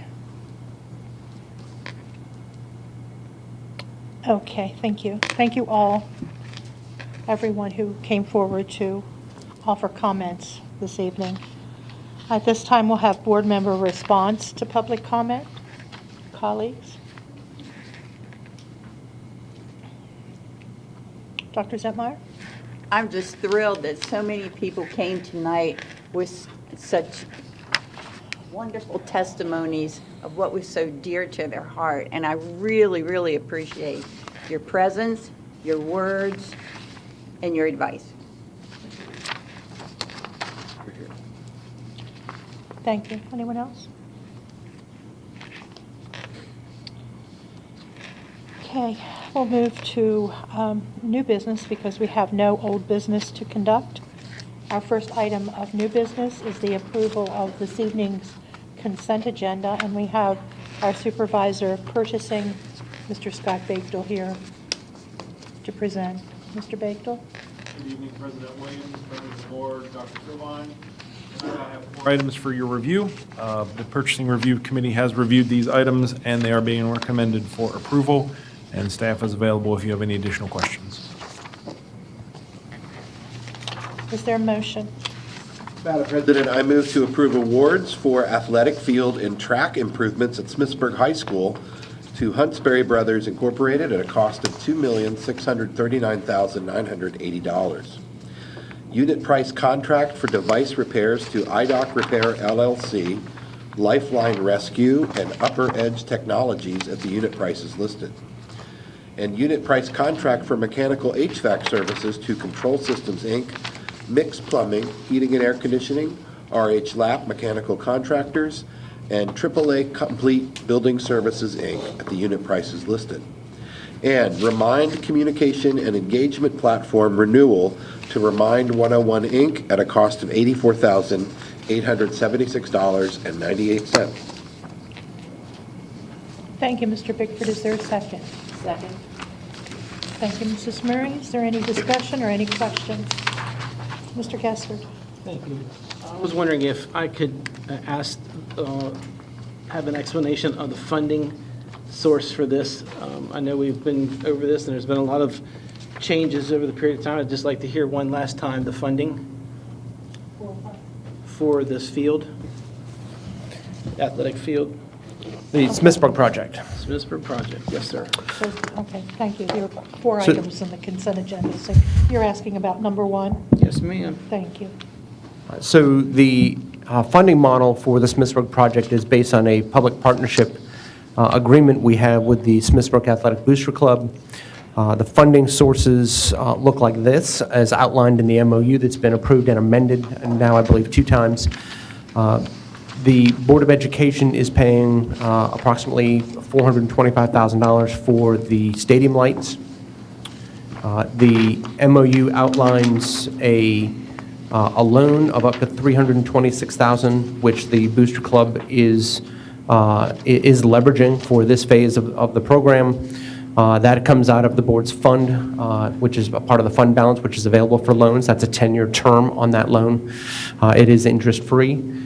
And the remaining funding is dollars that have been raised by the Smithsburg Athletic Booster Club. Some of it is state funds. They received state bond bills 2 years ago from Delegate Weibel. Last year, an additional bond bill from Senator Quarterman. I think in total, that's $700,000. The county commissioners have pledged $250,000 to this project.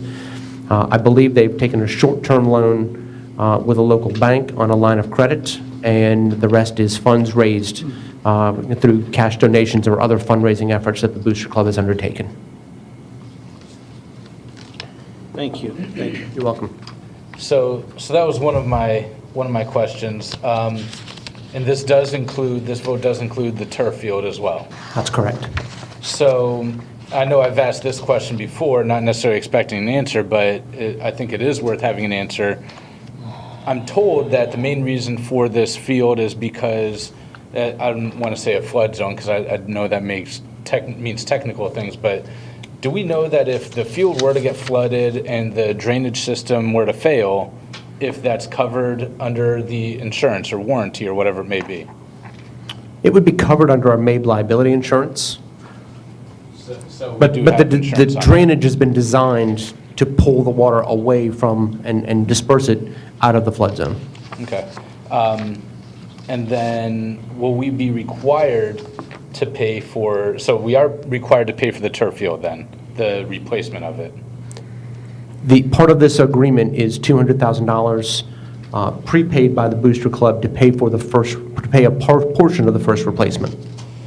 Because now, correct me if I'm wrong, I'm trying to think back when I first got on the board 2 years ago. I think this is one of the very first things that we voted on, and we were told that there was a public-private partnership and that we wouldn't have to pay a penny for any of this, and that before we would even begin construction on this, that we would have all the funds in hand before, even for that replacement. So I'm assuming that since they needed to go get a loan to finish this, that we don't have all the funds in hand? All the funds are currently in hand. They are? They are.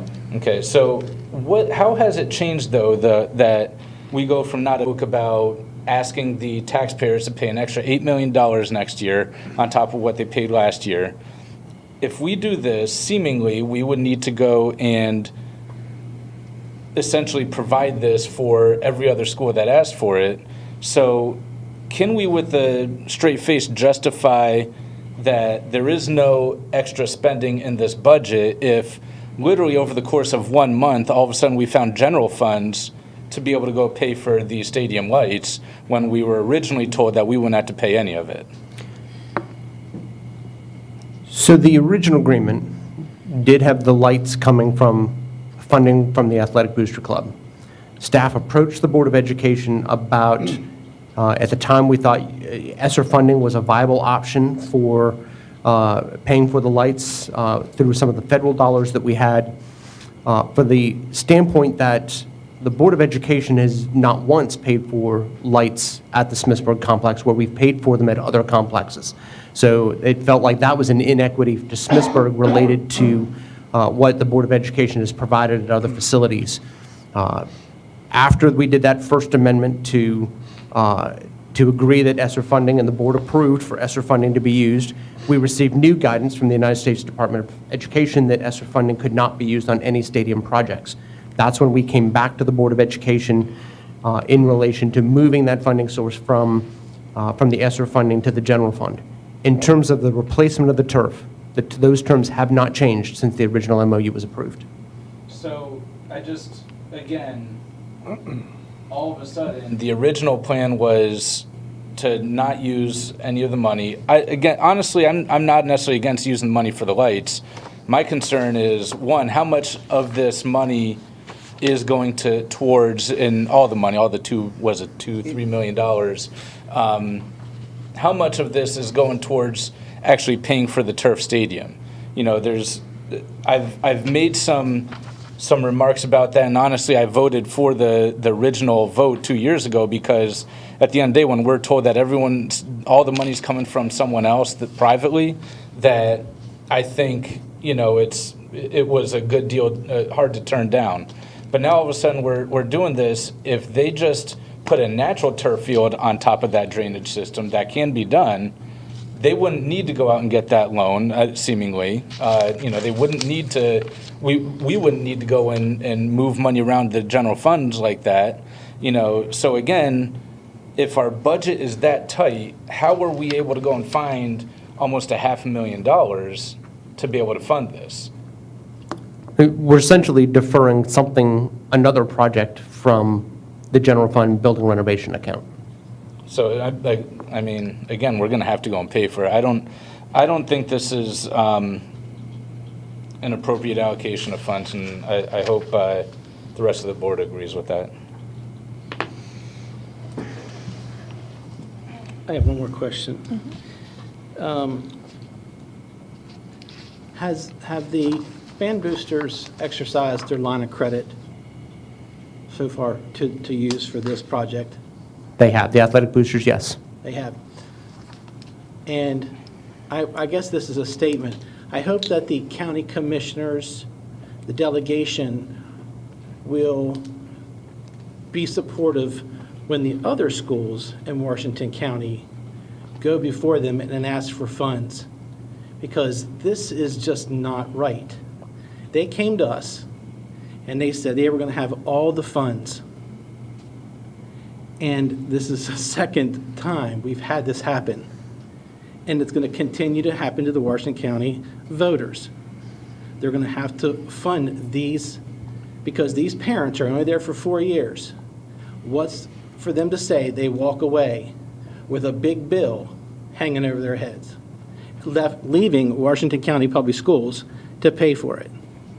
I will not vote for this, and I will not vote for any other partnership that comes to us in the beginning and says, we will raise the funds on our own. And then years down the road, when they feel that they can't do it, then they start going out and try to find funds and then take a line of credit. What kind of equity do they have with a line of credit? can't answer that question. I made this comment. You don't get line of credit with air. You have to have something tangible. Do we know what they put up for a line of credit? I do not. That's why I will not vote for this. Partnership with North High, when they built the Mike Callis Stadium, did they have all of the funds in place? How did that work? I know it was a while ago. Predates me, Mrs. Murray. I know Mr. Rollins is here. He came in to WCBS during that project. I believe there was a loan with the county commissioners to bring that project to fruition, but I cannot say for certainty. I remember a part of that because I sat in a restaurant when one of the coaches came to my restaurant and said, we're asking all these people in Hagerstown to donate $1,000 over 5 years. All you got to do, Mike, is pay $200 for 5 years to make your obligation. I think my name's on back of one of those seats that are sitting out there. And they never came and collected it. Never came and collected it. Am I not right, Mr. Rollins? Well, I don't know that they didn't come to collect it. You know that. I do. I do. But I know that Because the parents left. some of the funding was based on commitments by the people who were donating over a period of years, and my understanding is maybe some of those commitments weren't met in the end. And when we tried to give it to them, Right. they said, we're not a part of that anymore. So, But yes, part of their plan was that they had commitments from donors that they were going to give a certain amount of money over a period of years, and I'm not sure that all those came to fruition. but when the stadium was built, they had all the funding? They had commitments for all the funding, yes. They had commitments. Okay, so the But stadium wasn't paid for by completely, that we had to put money into it? I think that's where the loan from the commissioners came into play. The commissioners provided the loan in lieu of the commitments over time to make those donations. Very similar to what the Maryland Theater did with their renovation. They had donors that provided commitments over a period of time. And I believe, I don't want to put words in anyone's mouth, I believe the line of credit is based on some of the commitments that the boosters have or are claiming they have related to funding that is committed to them to come in over a number of years. So what happens if they don't get their money? Then we don't get our money? No, we've got to pay them. We have, with the exception of the loan that comes out of the board's loan fund, which we have a promissory note on, all of the funding to make this project paid is in hand or is committed through commissioners and state funds. We have all the money for the project as it stands in front of you today.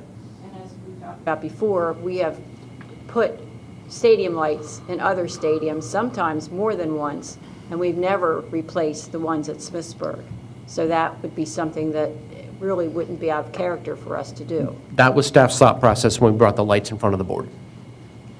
I think the point is, though, that not necessarily that the stadium lights are wrong. I'm 100% for changing the lights. That's something that we made a commitment to when we originally put them in. The thing, though, is the overall project has not gone exactly the way it was presented to us. And when you don't have the money for something, you don't just go and open a hand and hope that someone's going to give you the money. You go and make cuts to that project so that the money that you do have can go and work. And that's the problem. I completely agree with Mr. Gesford. The question then becomes, let's say 7 years down the road, before they're able to pay that back, all of a sudden the Booster Club is no longer good on their commitment. Does that mean that the line of credit falls on us to repay? Who would that go to? It would be a default on the part of the bank.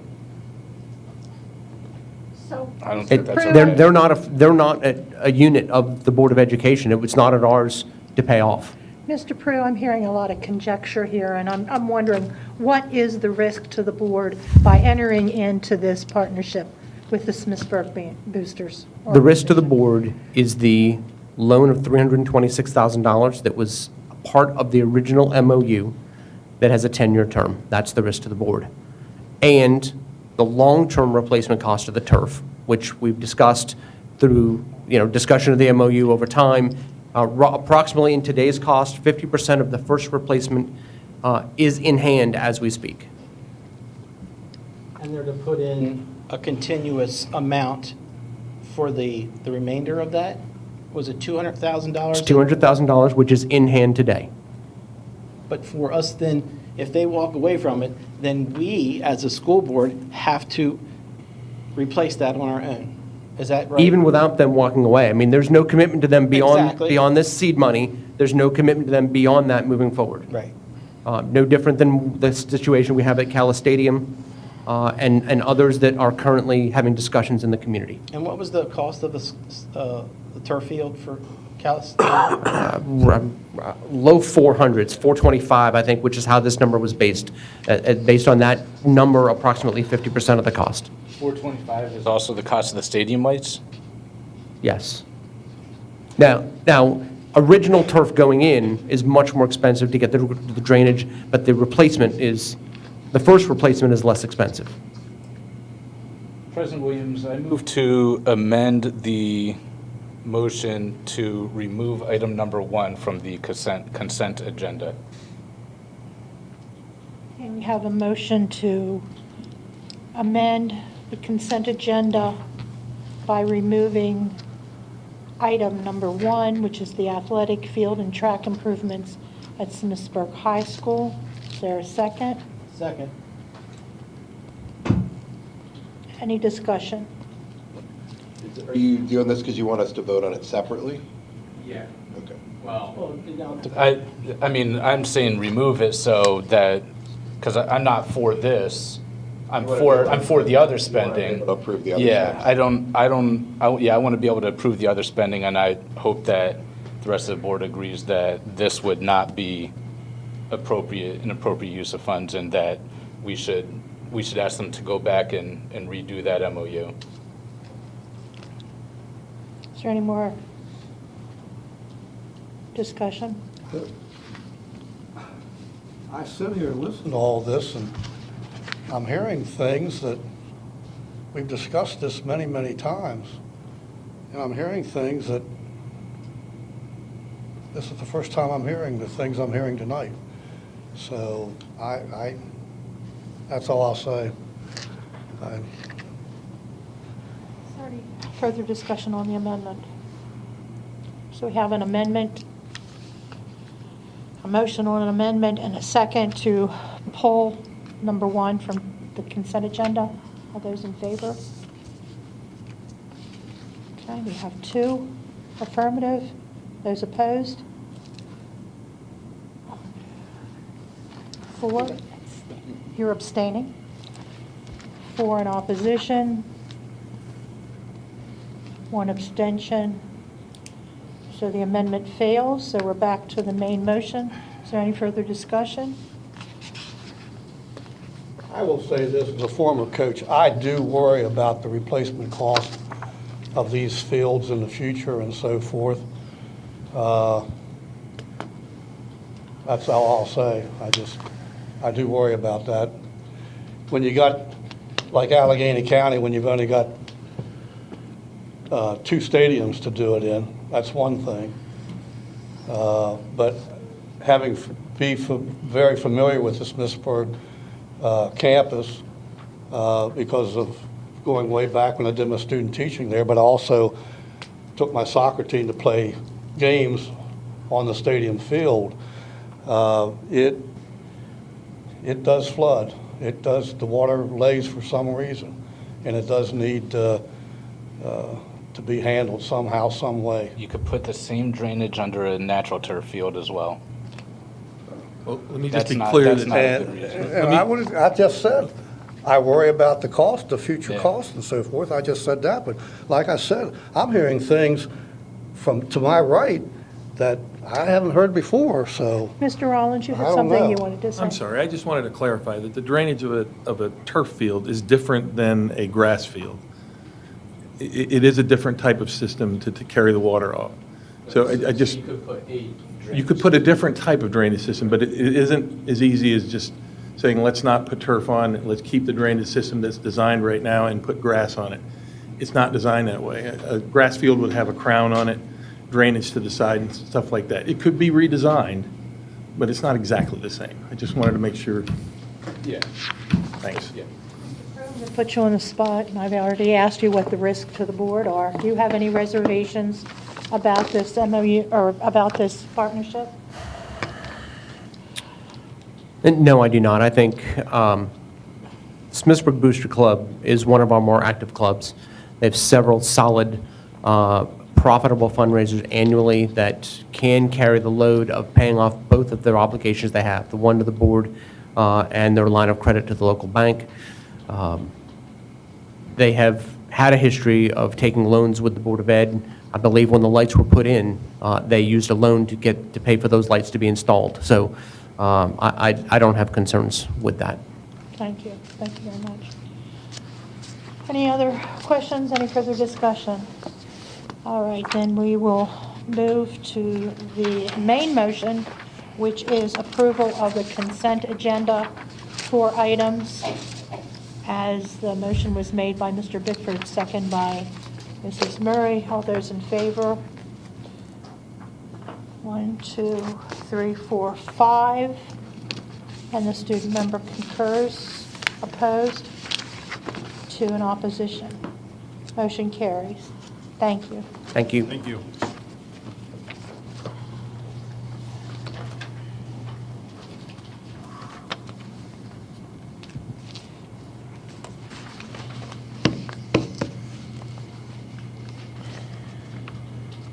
Our next item is the approval of the Board of Education's fiscal year 2024 draft budget. Good evening, Mr. Sisler. Good evening, Mr. Brandenburg. Good evening. President Williams, members of the board, earlier today we met in work session and reviewed my draft proposed budget that was presented to the board on January the 3rd. We have staff available to answer any questions. We'll yield a moment to Mr. Prue and our additional finance team members that are available. Thank you, Dr. Svine. I think board members, probably for just a point of clarification and process for you and also for our viewing audience, tonight's approval is to adopt the superintendent's recommended budget as your draft budget. Is by no means the final step along the process.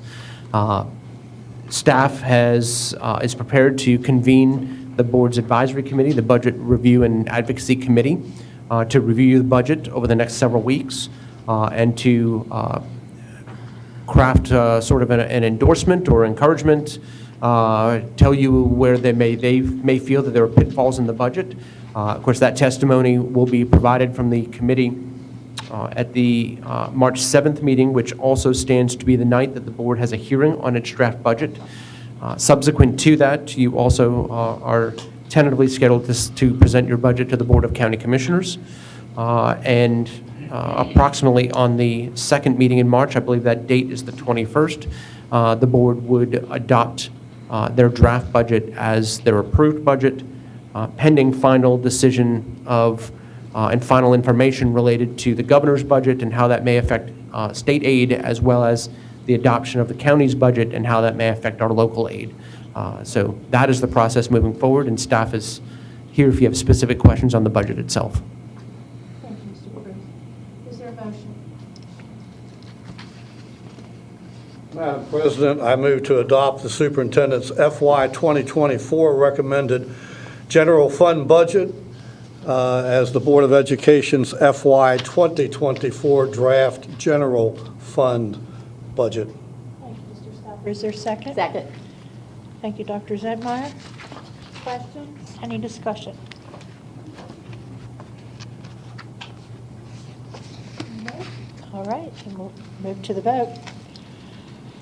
Okay, the vote is to adopt the superintendent's fiscal year 2024 recommended general fund budget as the Board of Education's draft general fund budget for FY 2024. All those in favor? All right. We have a unanimous vote. The student member concurs. Thank you, Thank you. gentlemen.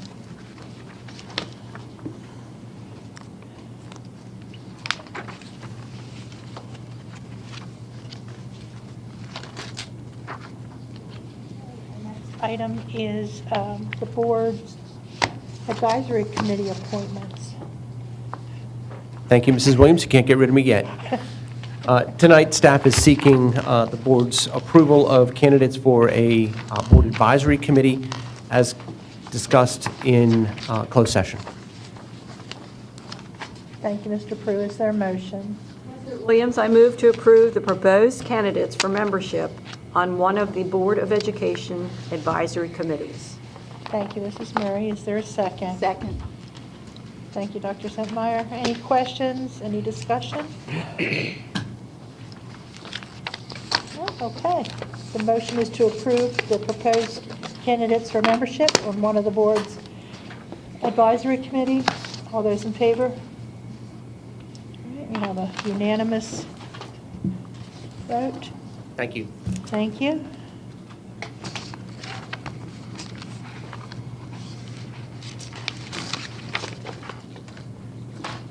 Concurs.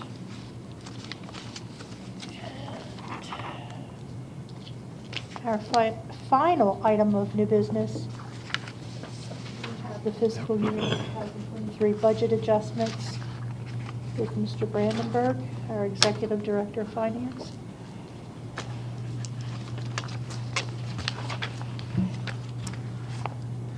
Good evening again, President Williams, members of the board, and Dr. Sovine. From time to time, we come to you for adjustments that cross major categories of our budget as we determine needs throughout the year.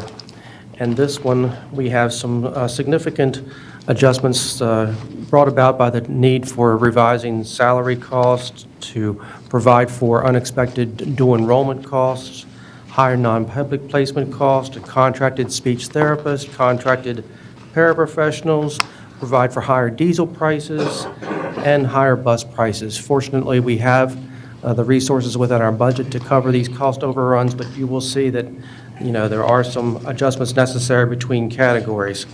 We've discussed these adjustments with the Finance Committee on Monday, January 30th, and if you approve them tonight, we will take them to the Commissioners for final approval later this month. Thank you, Mr. Brandenburg. Is there a motion?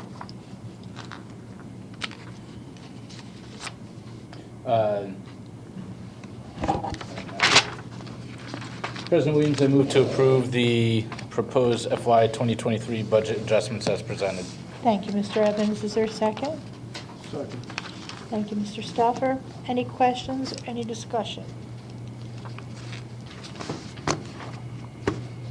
Move to the vote. We're voting to approve the proposed fiscal year 2023 budget adjustments as presented by Mr. Brandenburg.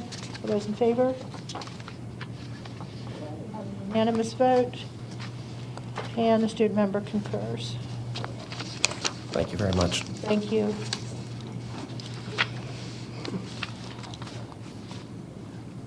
That concludes new business, and we will move to the superintendent's report that we began earlier in the meeting. Dr. Savine, to you.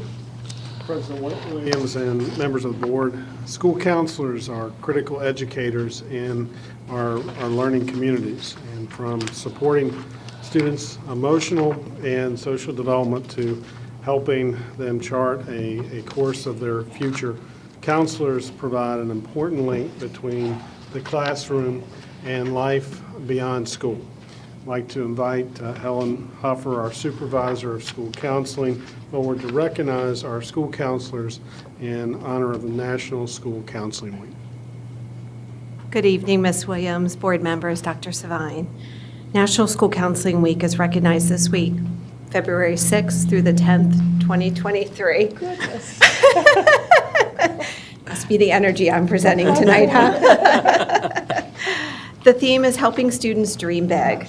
Our WCPS school counseling staff helps students through collaboration with school staff, parents, and community partners to support all students in their academic, career, and personal social growth. School counselors provide comprehensive developmental programs to enable all students to achieve their best through a variety of activities. We appreciate and value the work that our school counselors do every day to help students. Thank you to our school counselors. You are appreciated. Thank you, Ms. Huffer. And now to continue our conversation around counseling and mental health supports in our schools. I'd like to invite Marjorie Sharkey forward to join Ms. Huffer. Ms. Sharkey is our coordinator of mental health services.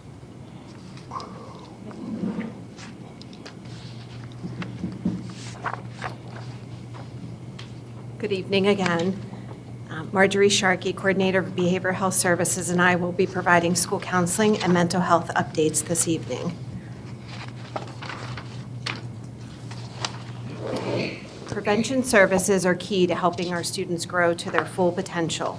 Our school counseling department team, mental health staff, and community partners help support our students. In collaboration with parents, school counseling staff provide opportunities for students to achieve their goals.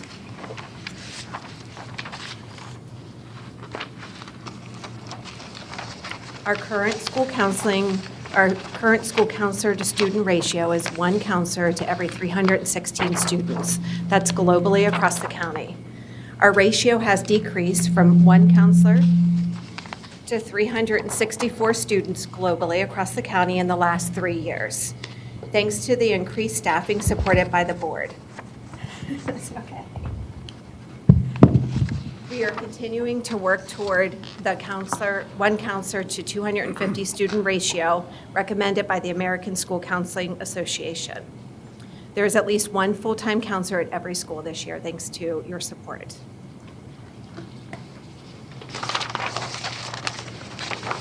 MSD requires us to provide annual training to our staff on suicide awareness and prevention and bullying education and prevention. We do this through online Safe Schools training annually for all staff, as well as in-person training delivered by our school counselors and social workers twice a year in buildings, typically at the beginning and middle of the year. All counselors and social workers are provided additional annual training to assess suicidal risk, and all counselors provide classroom lessons to students on bullying prevention and reporting.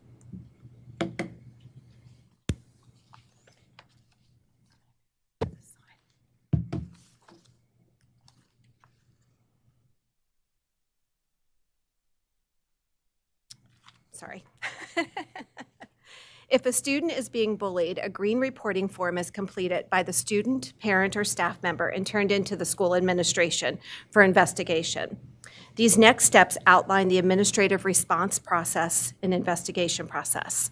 Follow-up conferences are held 2 weeks and 6 weeks after the completed investigation. An intervention is a change in the MSDE language from consequences in previous years. So this encompasses a variety of disciplinary resources for administration to use based on the situation.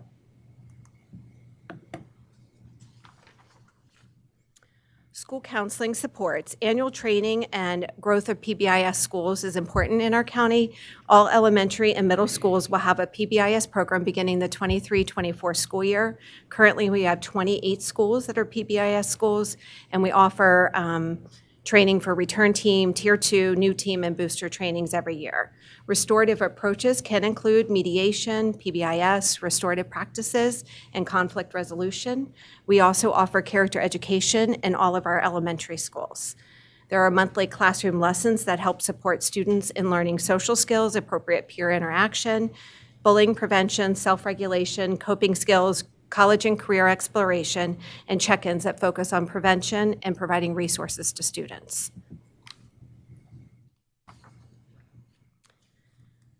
There are additional school counseling supports and connections to outside services.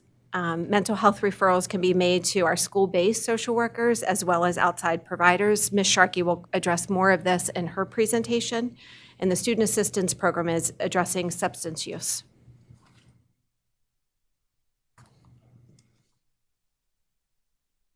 The school counselor and school social workers can be accessed both by phone and email provided by the school and on the WCPS website. Students can self-refer through QR codes posted throughout their buildings and Google Classrooms in schools for self-referrals to their school counselor. And in the elementary level, there are some paper sheets available for students also to self-refer to meet with their school counselor. Parents and staff can also refer a student to meet with the school counselor. Classroom lessons provided by school counselors provide learning and connections with all students in the building. Counselors and administration can refer to a student to a school social worker, and school counselors and social workers can both provide individual meetings and groups, small groups with students. At this time, Marjorie Sharkey will present her portion on behavioral health supports. I'll do it for you.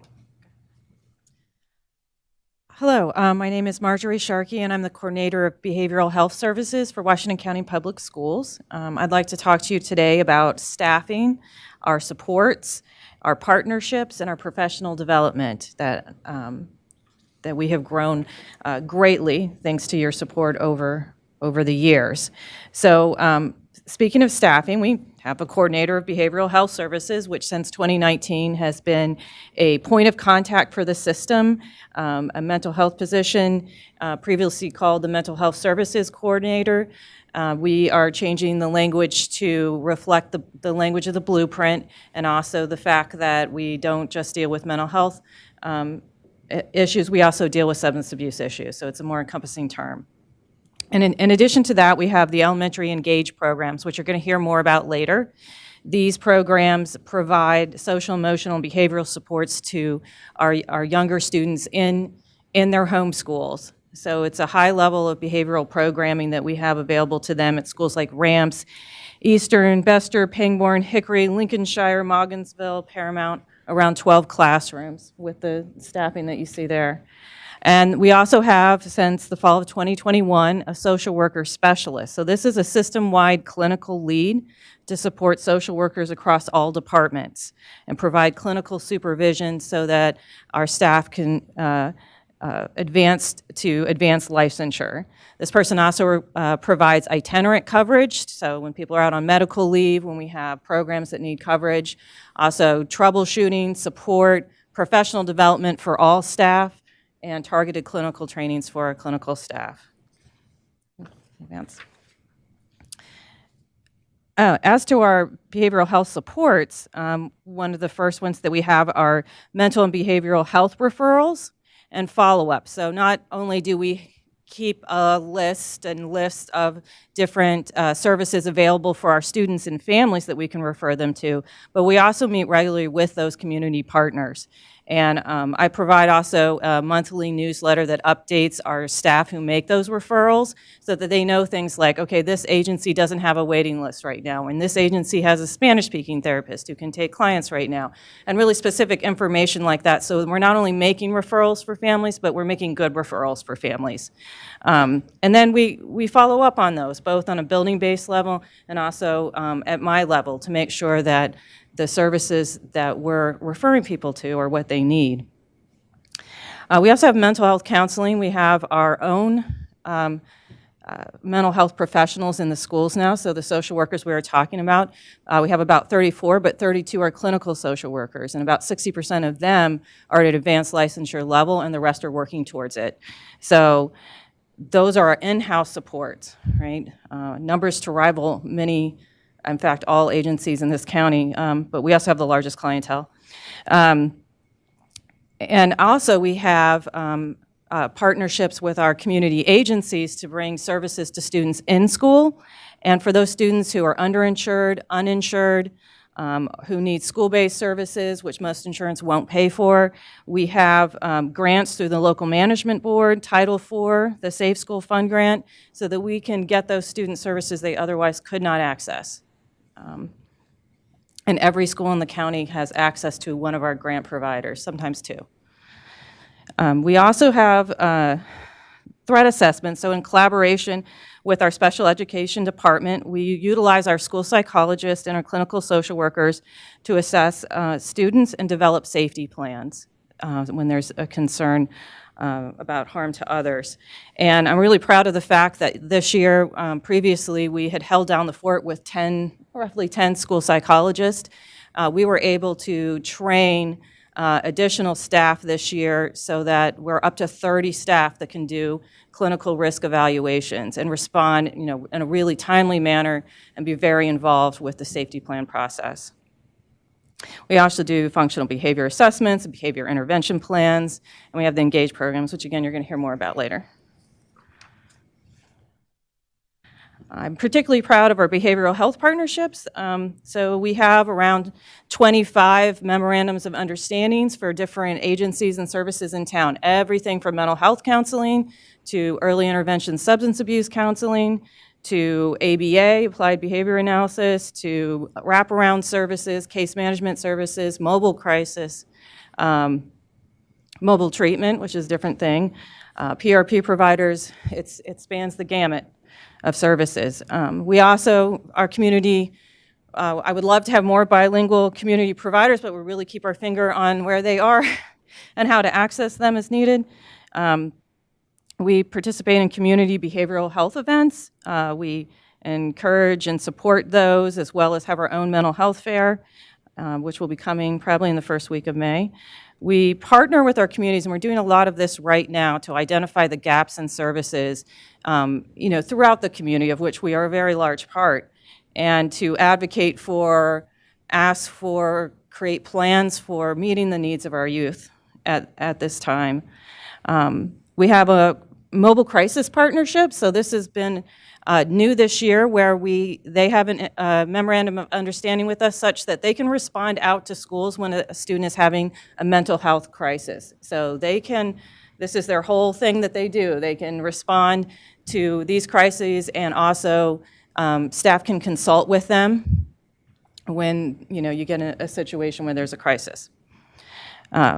A new partnership we have is with the School Mental Health Response Program. So this is a program through the Maryland State Department of Education and the National Center for School Mental Health through the University of Maryland. And they have a team of experts that will partner with us for free to provide us with ways to respond to emerging challenges. We have things like complex case analysis.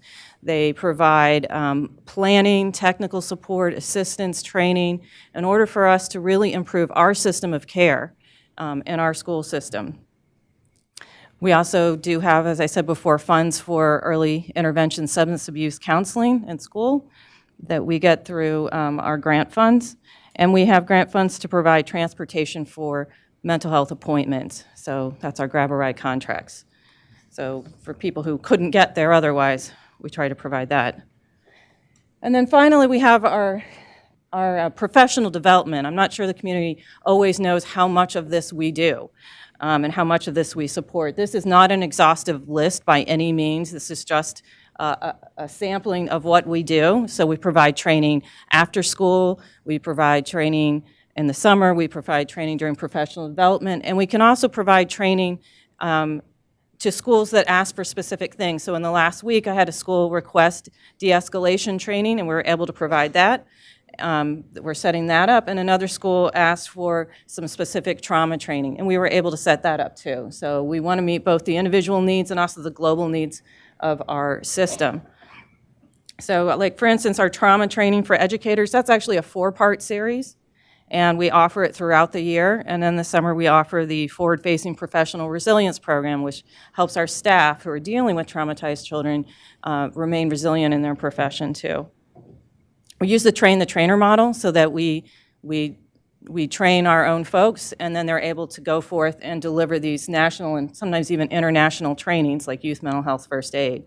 We also really leverage the expertise we have in our own buildings to create our own trainings that can really specifically meet the needs of the students that we're seeing now. We try to keep updated training and assessment tools.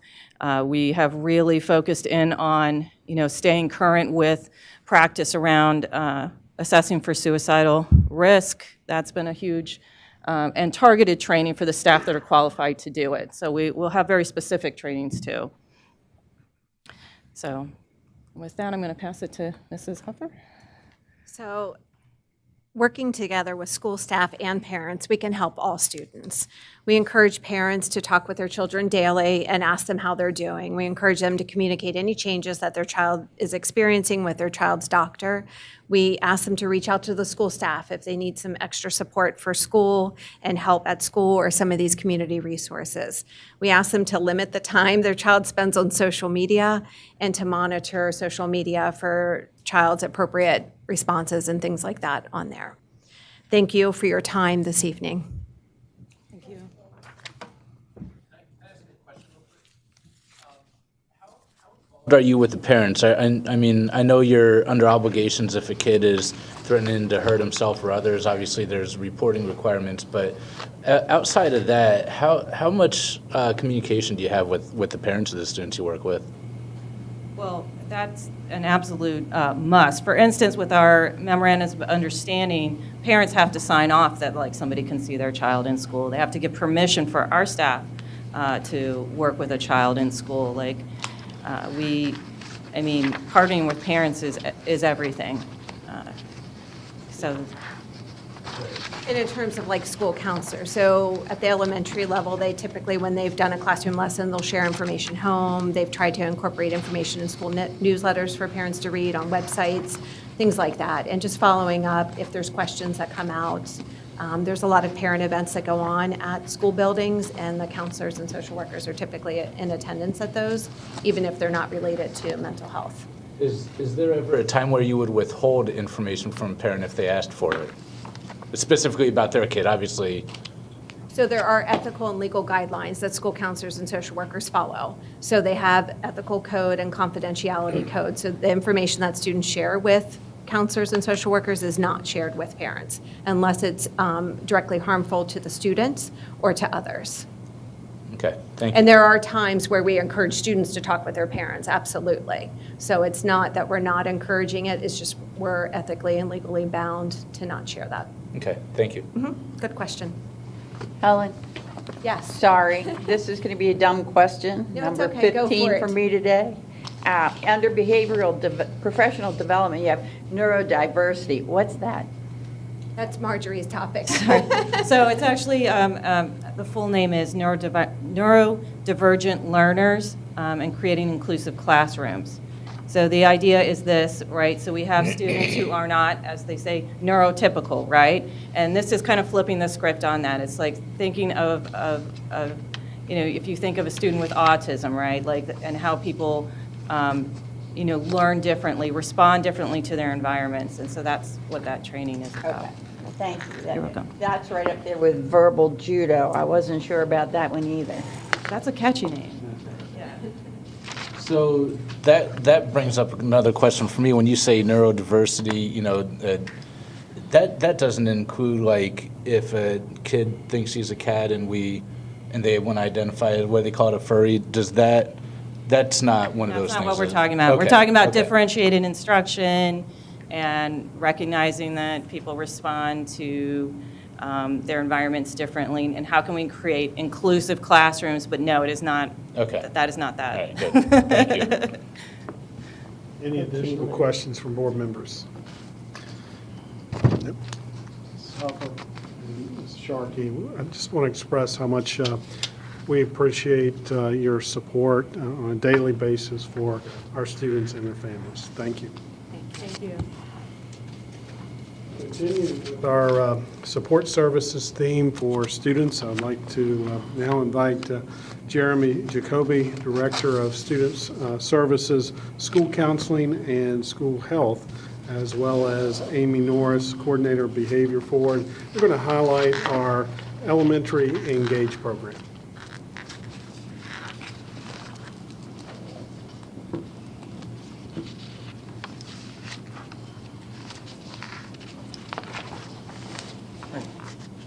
Good evening, President Williams, members of the board, and Dr. Sovine.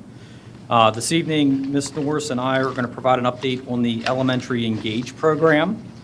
This was previously called the Elementary Behavior Support Program. I'm going to start with reviewing some background on why the program was created. So before the pandemic, it was realized that elementary student behaviors were increasing and that we needed to do something different in order to support certain students.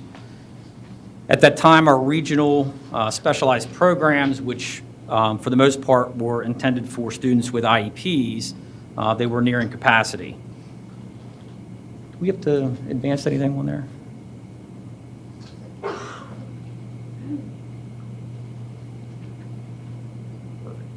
Thank you.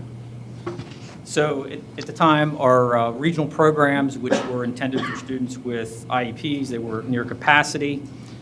Some of those same programs were actually designed to provide a greater intensity level of support than what some of our students needed. So it was not a good match. And finally, we recognized that by providing some additional resources to schools, some of our schools could actually support their own students instead of having students placed out of their home school and into a regional program. So Paramount Elementary was the site of our first regional Engage program 3 years ago. It filled very quickly because the need was great. Mrs. Norse, who's presenting here this evening with me, was the principal at Paramount at that time.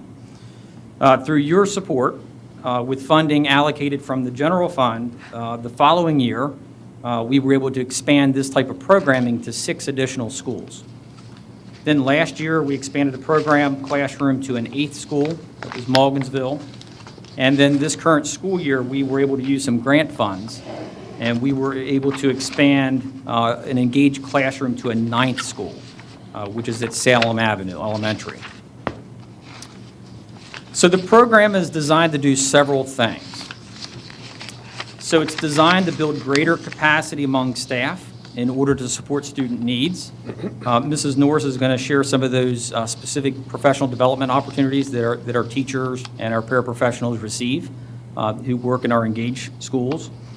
The program is designed to make sure that the home classroom support is exhausted before a student is actually referred to the Engage program. So working with the original classroom teacher and making sure the teacher feels successful with those Tier 1 supports that they're in place. The program is designed to be temporary, short-term intervention for students. Some students are actually able to either partially or fully reintegrate back into their home school or their home classrooms within several weeks or within a semester.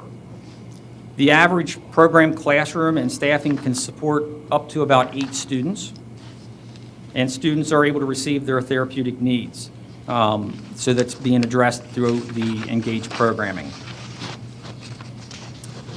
Continuing with the design and the purpose, our Engage staff, they are able to provide support to both the home classroom teacher, which is the student's original class, but also they provide support to students who are actually in the Engage program classroom. A very important aspect of this model that we started 3 years ago that has continued through this year is that it has actually allowed students to stay in their current school with their current peers. And the program is designed so that students can gradually return to their home classroom as they are ready and utilize the strategies and coping skills that they've been taught. So the locations of our Engage programs at Pangbourne Elementary and Bester Elementary, each of those schools have 2 Engage program classrooms, a K through 2 classroom as well as a 3 through 5 classroom. At Ruth Ann Monroe Primary, they have 2 programs that are serving the students in K through 2. At Hickory, Lincolnshire, Morgansville, and Paramount, each of those schools have 1 program classroom at this time and providing support for students in grades K through 5. Salem Avenue has 1 Engage program serving students K through 2. They actually also have a very similar program at Salem serving students in grades 3 through 5. It's a Summit program. And those students, all of those students have an IEP. Finally, Eastern has 1 program classroom, and it serves all the students in that building, grades 3 through 5. Quick look at the census by grade. So this is a snapshot. This is fluid. It changes weekly. So this snapshot shows that current program staff and classrooms support about 80 students currently across the schools. At this time, Mrs. Norris, our coordinator of behavior supports, is going to provide additional Engage program updates. Good evening. So this first slide that I'm going to share with you talks about the Engage program staff. This is definitely a team approach starting at the district level in which the coordinator of behavior support, myself, and the coordinator of behavioral health services, Mrs. Sharkey, have a strong partnership where we can support staff together as a team which leads to the building level, which is also through that team approach, starting with the school administration, the classroom teachers that support the program, the social workers. We do have behavior techs as well, and the paraprofessionals, and then also the home classroom teacher that is the student's original and main line of support. And this works well through communication between all of the team members to determine the plan for the student and the implementation of that plan. As far as professional development opportunities for the staff, all of these that are listed are ongoing. So when new staff members come in, we update them to make sure that they have all the training. Just to highlight on this slide that the life space crisis intervention training, we will be providing that again this summer. Providing that again this summer, and hope to move to a train-the-trainer model so that we can do more of that with our staff. The UCARU training is something new that we've implemented this year, which is a restraint-free, trauma-informed care, and we're having lots of positive feedback from the staff on the implementation of that. The staff also have access to a resource portal where information is uploaded and resources are uploaded for them, and they can also share resources with each other that way. They have virtual and in-person training on an ongoing basis, and then the BCBAs are providing coaching and modeling in the moment throughout the schools. So as far as the referral process for a student to be considered for the Engage program, first the homeroom teacher is going to be implementing Tier 1 strategies and looking at how those strategies may need to be adjusted for a student's challenging behavior. Then if those strategies are not effective, they'll refer the student to the student support team, and that just brings more staff members together to brainstorm how they can support that student, maybe through some different staffing options or different behavior modification strategies. For high-level behaviors, a functional behavior assessment and a behavior intervention plan would be recommended, and that process would begin. Once that the FBA and the behavior intervention plan are put into place for a period of time, if the student is still struggling, then a referral to Engage is made by the homeroom teacher.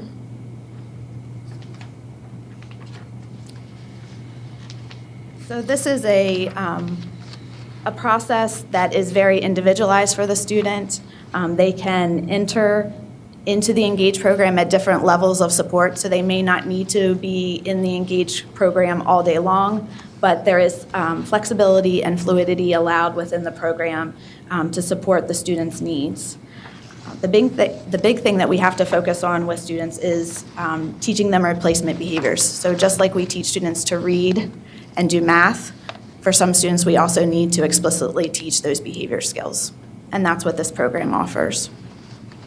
So as you can see through this visual, there are different places that the student can enter into the program. Always they're going to start out with their homeroom classroom, but they can receive different levels of support, and the ultimate goal is to get them back into their classroom as soon as possible with the appropriate level of support, and leading to the point where they don't need Engage support at all.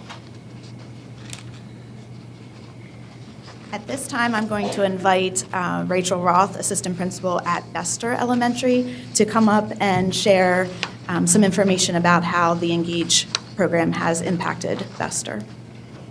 Good evening, everyone. I was asked to reflect upon the question, how does the Engage program affect school culture? The Engage program allows students that are participating in the program to continue to build relationships with both their homeroom teachers and their same-age peers throughout the school day, dependent upon the level of the program that they're in, which Ms. Norris referred to. Housing the Engage program within our own school setting allows Engage students to participate in school-wide events and initiatives. Students are a part of our PBIS school-wide incentive through Live School Points, have the opportunity to shop at our school store, earn monthly PBIS rewards, participate in school-wide assemblies, and various other special activities. Being able to do this continues to allow students to remain connected to the whole school culture. The Engage program also allows us to gradually push students back into their homerooms at a purposeful pace, increasing the chance of success in their homeroom classrooms. Student data is reviewed on a regular basis in a team format to determine appropriate next steps. Overall, the Engage program has allowed us to meet the behavioral and therapeutic needs of our students in a unique way while keeping them connected to their homeschool culture. At this time, I'd like to introduce Heather Hickok, social worker at Salem Avenue Elementary.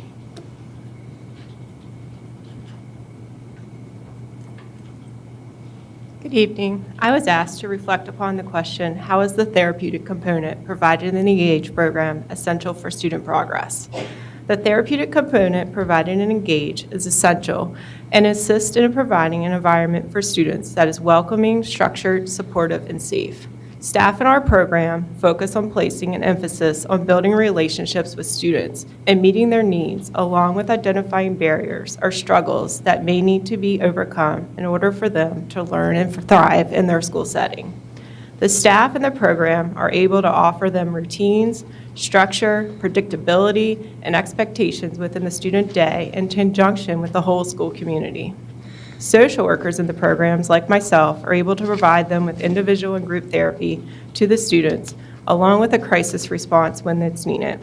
In addition, with support from the teachers and the paraprofessionals and others in the building, the program there is an ongoing, all day long, we provide them with modeling, and social skills training. It's an intense level throughout their daily routine. The program also, I know earlier you asked about homeschool communication. This program allows for an intense level of homeschool communication in regard to the student's progress. Engaged social workers serve as a school community liaison. We assist the family in accessing, obtaining, and coordinating community resources. There's a constant communication with these families. Engaged staff meet weekly. We plan for the students' needs and their success. We review their data. We discuss their student behavior plans, we go over their academics, and we consistently revisit our program needs. The program entails full investment from the school community, the teachers, the paraprofessionals, the social workers, and the administrators to provide this therapeutic environment needed to ensure the student's success and the safety. Thank you.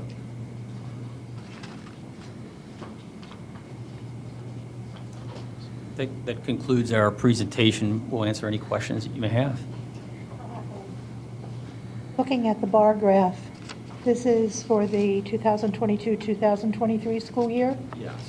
So the tall bar for kindergarten shows me that there are more kindergarten students than there are other students in the elementary school.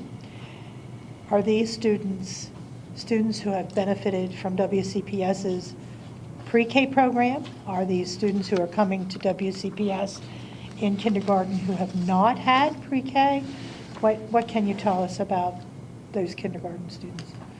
So I would say, Ms. Williams, that it's a mixture. Some of the students we did see in pre-K, and they may have taken advantage of our therapeutic pre-K program. And some students are brand new to us and kind of surprised us in the needs that they had. And so we're serving both groups of students. Okay, thank you.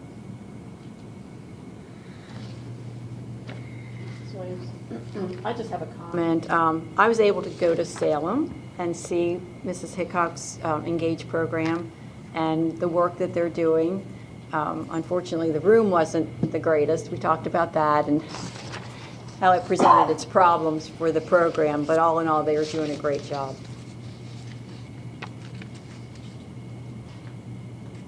I'd just like to acknowledge that these special classrooms have certainly increased in number from the time that I was working for WCPS. And, I think it shows that we are doing good things for kids and trying to meet their needs. But I think it also speaks to situations that are outside our control. And, I had a principal once who said to me, said to his staff, parents are sending us their very best. And You know, we're, in the United States, we're one of the few countries that educate all kids. All kids are afforded a public school education, and often that's not an easy thing for those people who are trying to deliver instruction. So I commend those who are these special teachers, these special paraprofessionals, these special counselors, social workers who are doing great things for kids that are very much in need of specialized services. So, thank you.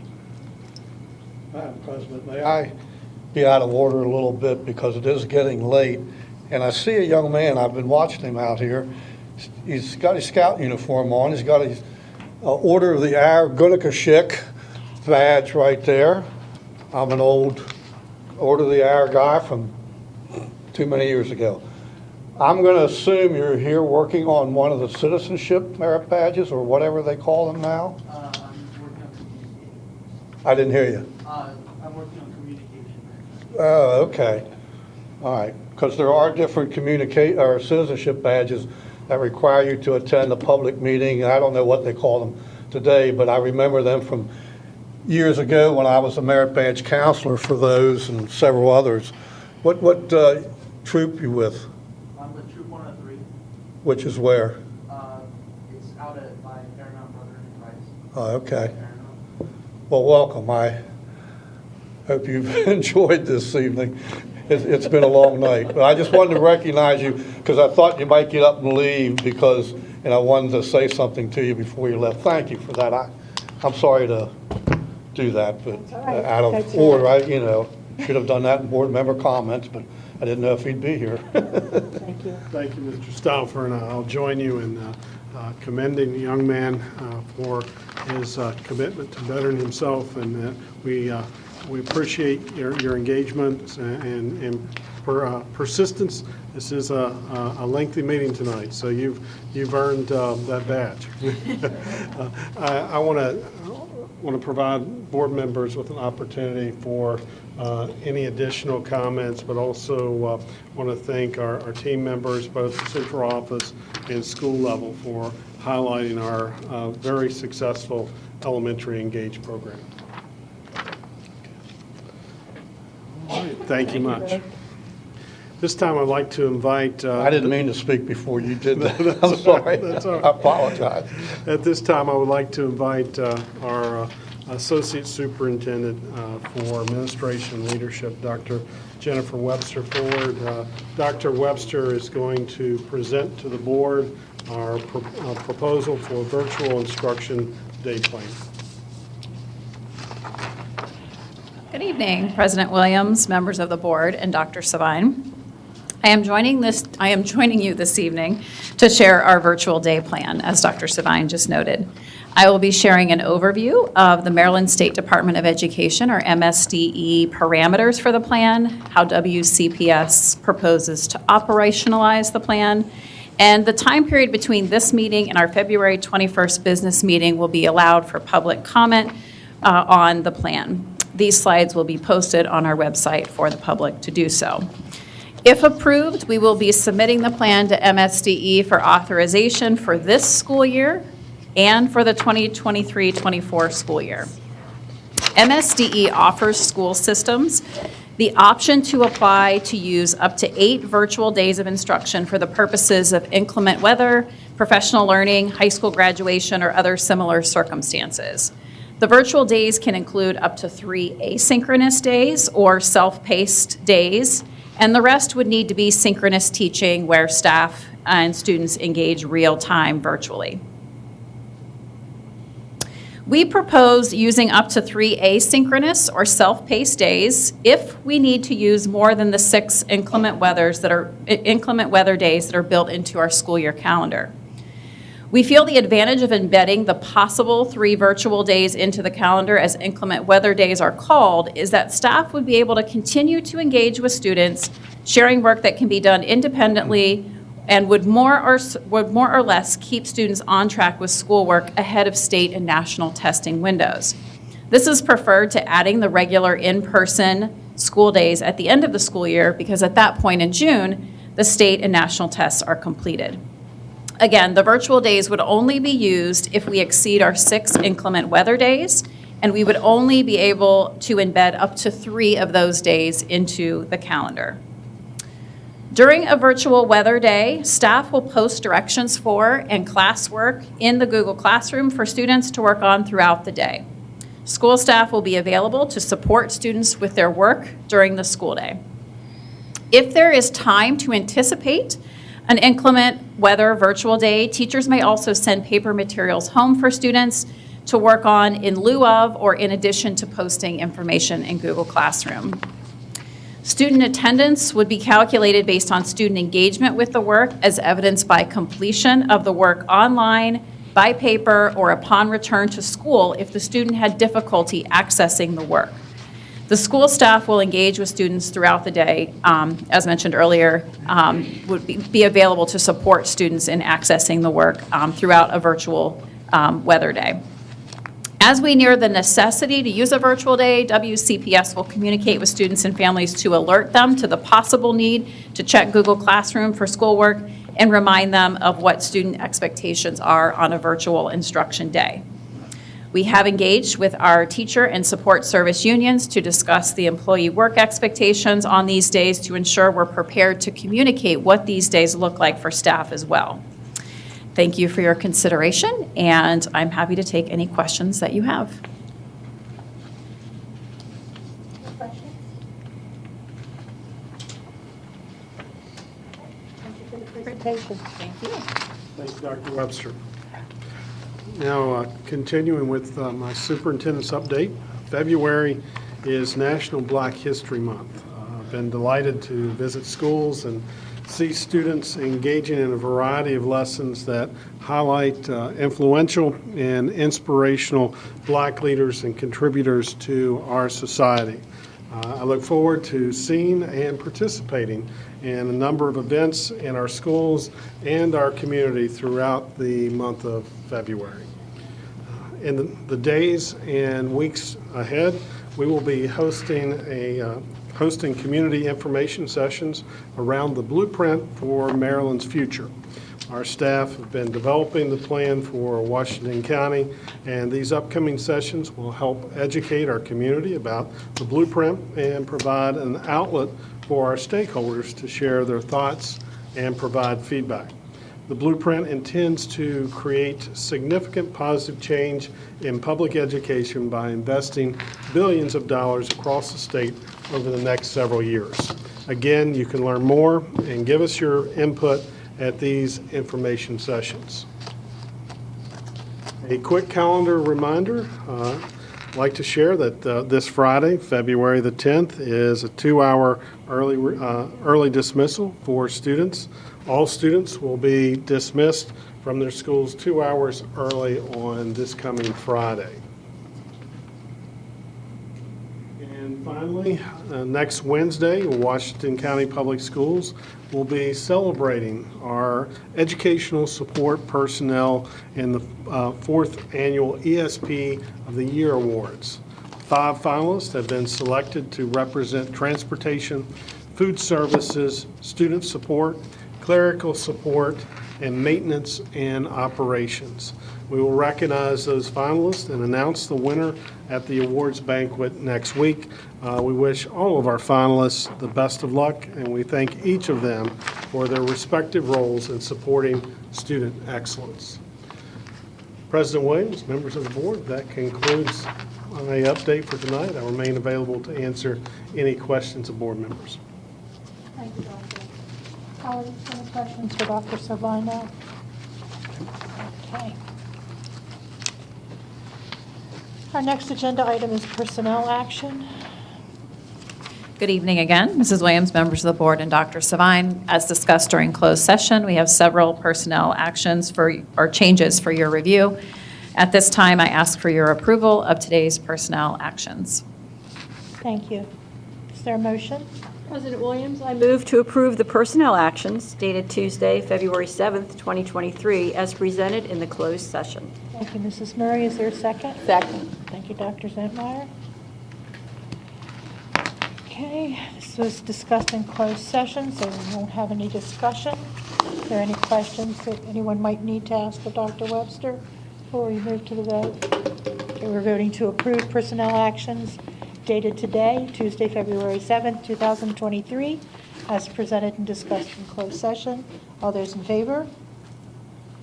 All right, we have 6 affirmative, so we have approved personnel actions. Thank you, Dr. Webster.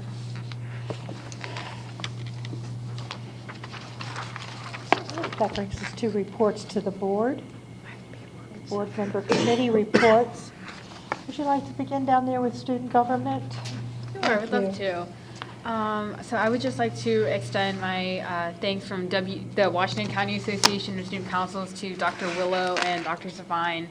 Last week, they were able to come out to one of our General Assemblies and speak to a delegation of about 45 to 50 students from middle and high schoolers from all over the county, and they talked about the pillars of Blueprint, and they also provided updates on the valedictorian and salutatorian policy, where students were able to give feedback. And, you know, the students really appreciated it. I talked to some of them during lunch, and they said that it was their favorite, one of their favorite General Assemblies of the year. And one girl from South, I can't remember her name, but she said it was a highlight of her week.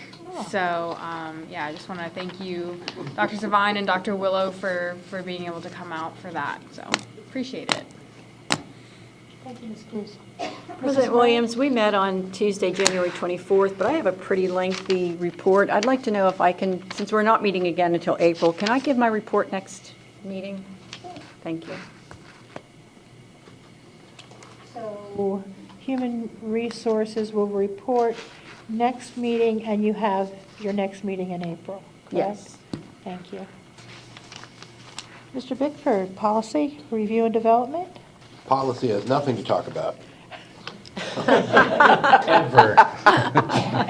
Policies meeting on February 16th at 1 p.m., where we will be discussing all the many comments that we have received about policy IKD, along with some other agenda items. And again, that's February 16th at 1 p.m. Thank you. Mr. Guessford is gone, so we won't have facilities. We'll have Finance Committee. Well, Mr. Mr. Evans? Guessford did ask me to mention that facility meeting will be this Friday at 1 p.m. And then for finance, we met on January 30th. We talked about a lot of things, the upcoming purchases, talked about our budget adjustments that we voted on today, and we talked about our healthcare fund and potentially updating the retiree healthcare factor system as well. So, among other things, but those are the biggies.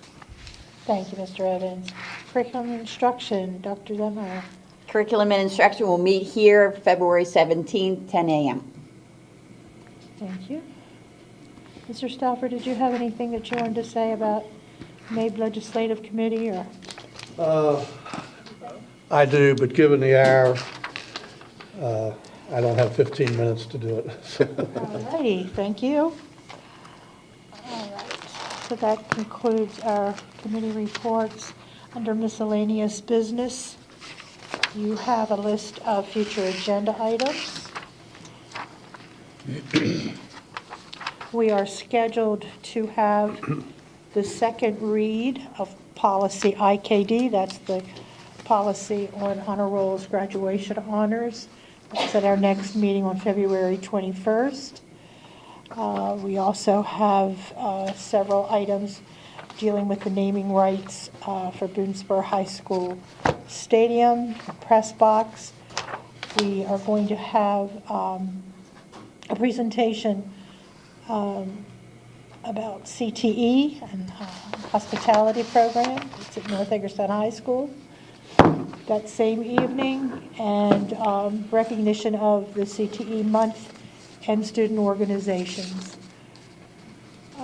Also, the recognition of Future Farmers of America Week. And we're scheduled to have that evening a blueprint presentation and a legislative update. So that's quite a lot for our upcoming meeting on February 21st. We have a public hearing on the board's draft budget that we just adopted this evening. That's on March 7th. We're going to be recognizing the We the People state competition winners that evening, March 7th, and also recognizing Social Work Week. A presentation on the cohort graduation and dropout rates, and we're going to be highlighting Marshall Street School and the Job Development Program that evening. And then another legislative update on March 7th. So we've got some ambitious agendas coming up in the weeks ahead. So if there is a particular topic of interest, something that you would like to see addressed at an upcoming board meeting, please let a member of the Agenda Planning Committee know so that we can take care of discussing that and getting it on an agenda for the future. That brings us to board member comments. Where shall we begin? Dr. Zetmeyer? Of course. Today, in 1984, Navy Captain Bruce McCandless became the first human being to walk untethered in space by using a power pack that he designed himself. Think the Jetsons. Traveled 17,500 miles per hour around the Earth for an hour and a half before he went back into the Challenger. So what's my point? Well, Dr. Willow, we need another program. We're flying, now we need space. Also, today, in 2002, President Bush announced his faith-based initiatives. He explained that service to others provides deep human fulfillment and a more welcoming nation. Think it's more blessed to give than receive. What's my point? Today, the county commissioners honored one of our students. Brianna Bushkirk is a biomed student at Tech from Hancock. She's president of the Rotary Interact Club, an athlete who lettered in volleyball and softball, and coaches young girls in the Washington County Rec program. She's currently enrolled in the University of Maryland EMT program, volunteering for Hancock Rescue Squad and the food bank of the Interfaith Service Coalition in Hancock. Congratulations, Brianna, and thanks for your service. Thank you. Mr. Evans? I'm going to go home and take a nap until tomorrow morning. It has been a rather long day. Didn't the Navy captain's wife later have him committed? I'm sorry, what? Didn't the Navy captain's wife later have him committed? You hope not? Was that your only comment? Yes. This evening? Well, you know, we have one of those Navy captains right now sitting in one of our classrooms just waiting for Dr. Willow's next program. Yeah, but not on tethered in space, no way. Mr. Bickford? I just want to call attention to the fact that I noticed a name on our personnel transfer list that was approved by the superintendent, that Mr. Neil Becker, I guess his term is finally over as president of the Teachers Association, and we welcome him back to the classroom. So thank you for your years of service to the association, and welcome back. Where's he gone? Mrs. Murray? Springfield Middle. I have nothing. Ms. Cruz? Good night, everyone. Colleagues, staff, Dr. Savine, thank you for a good day of meetings. It's been a long day, but a productive day. Dr. Savine, do you have any parting words? Okay, then we will stand adjourned. Thank you. Travel safely home. Good night.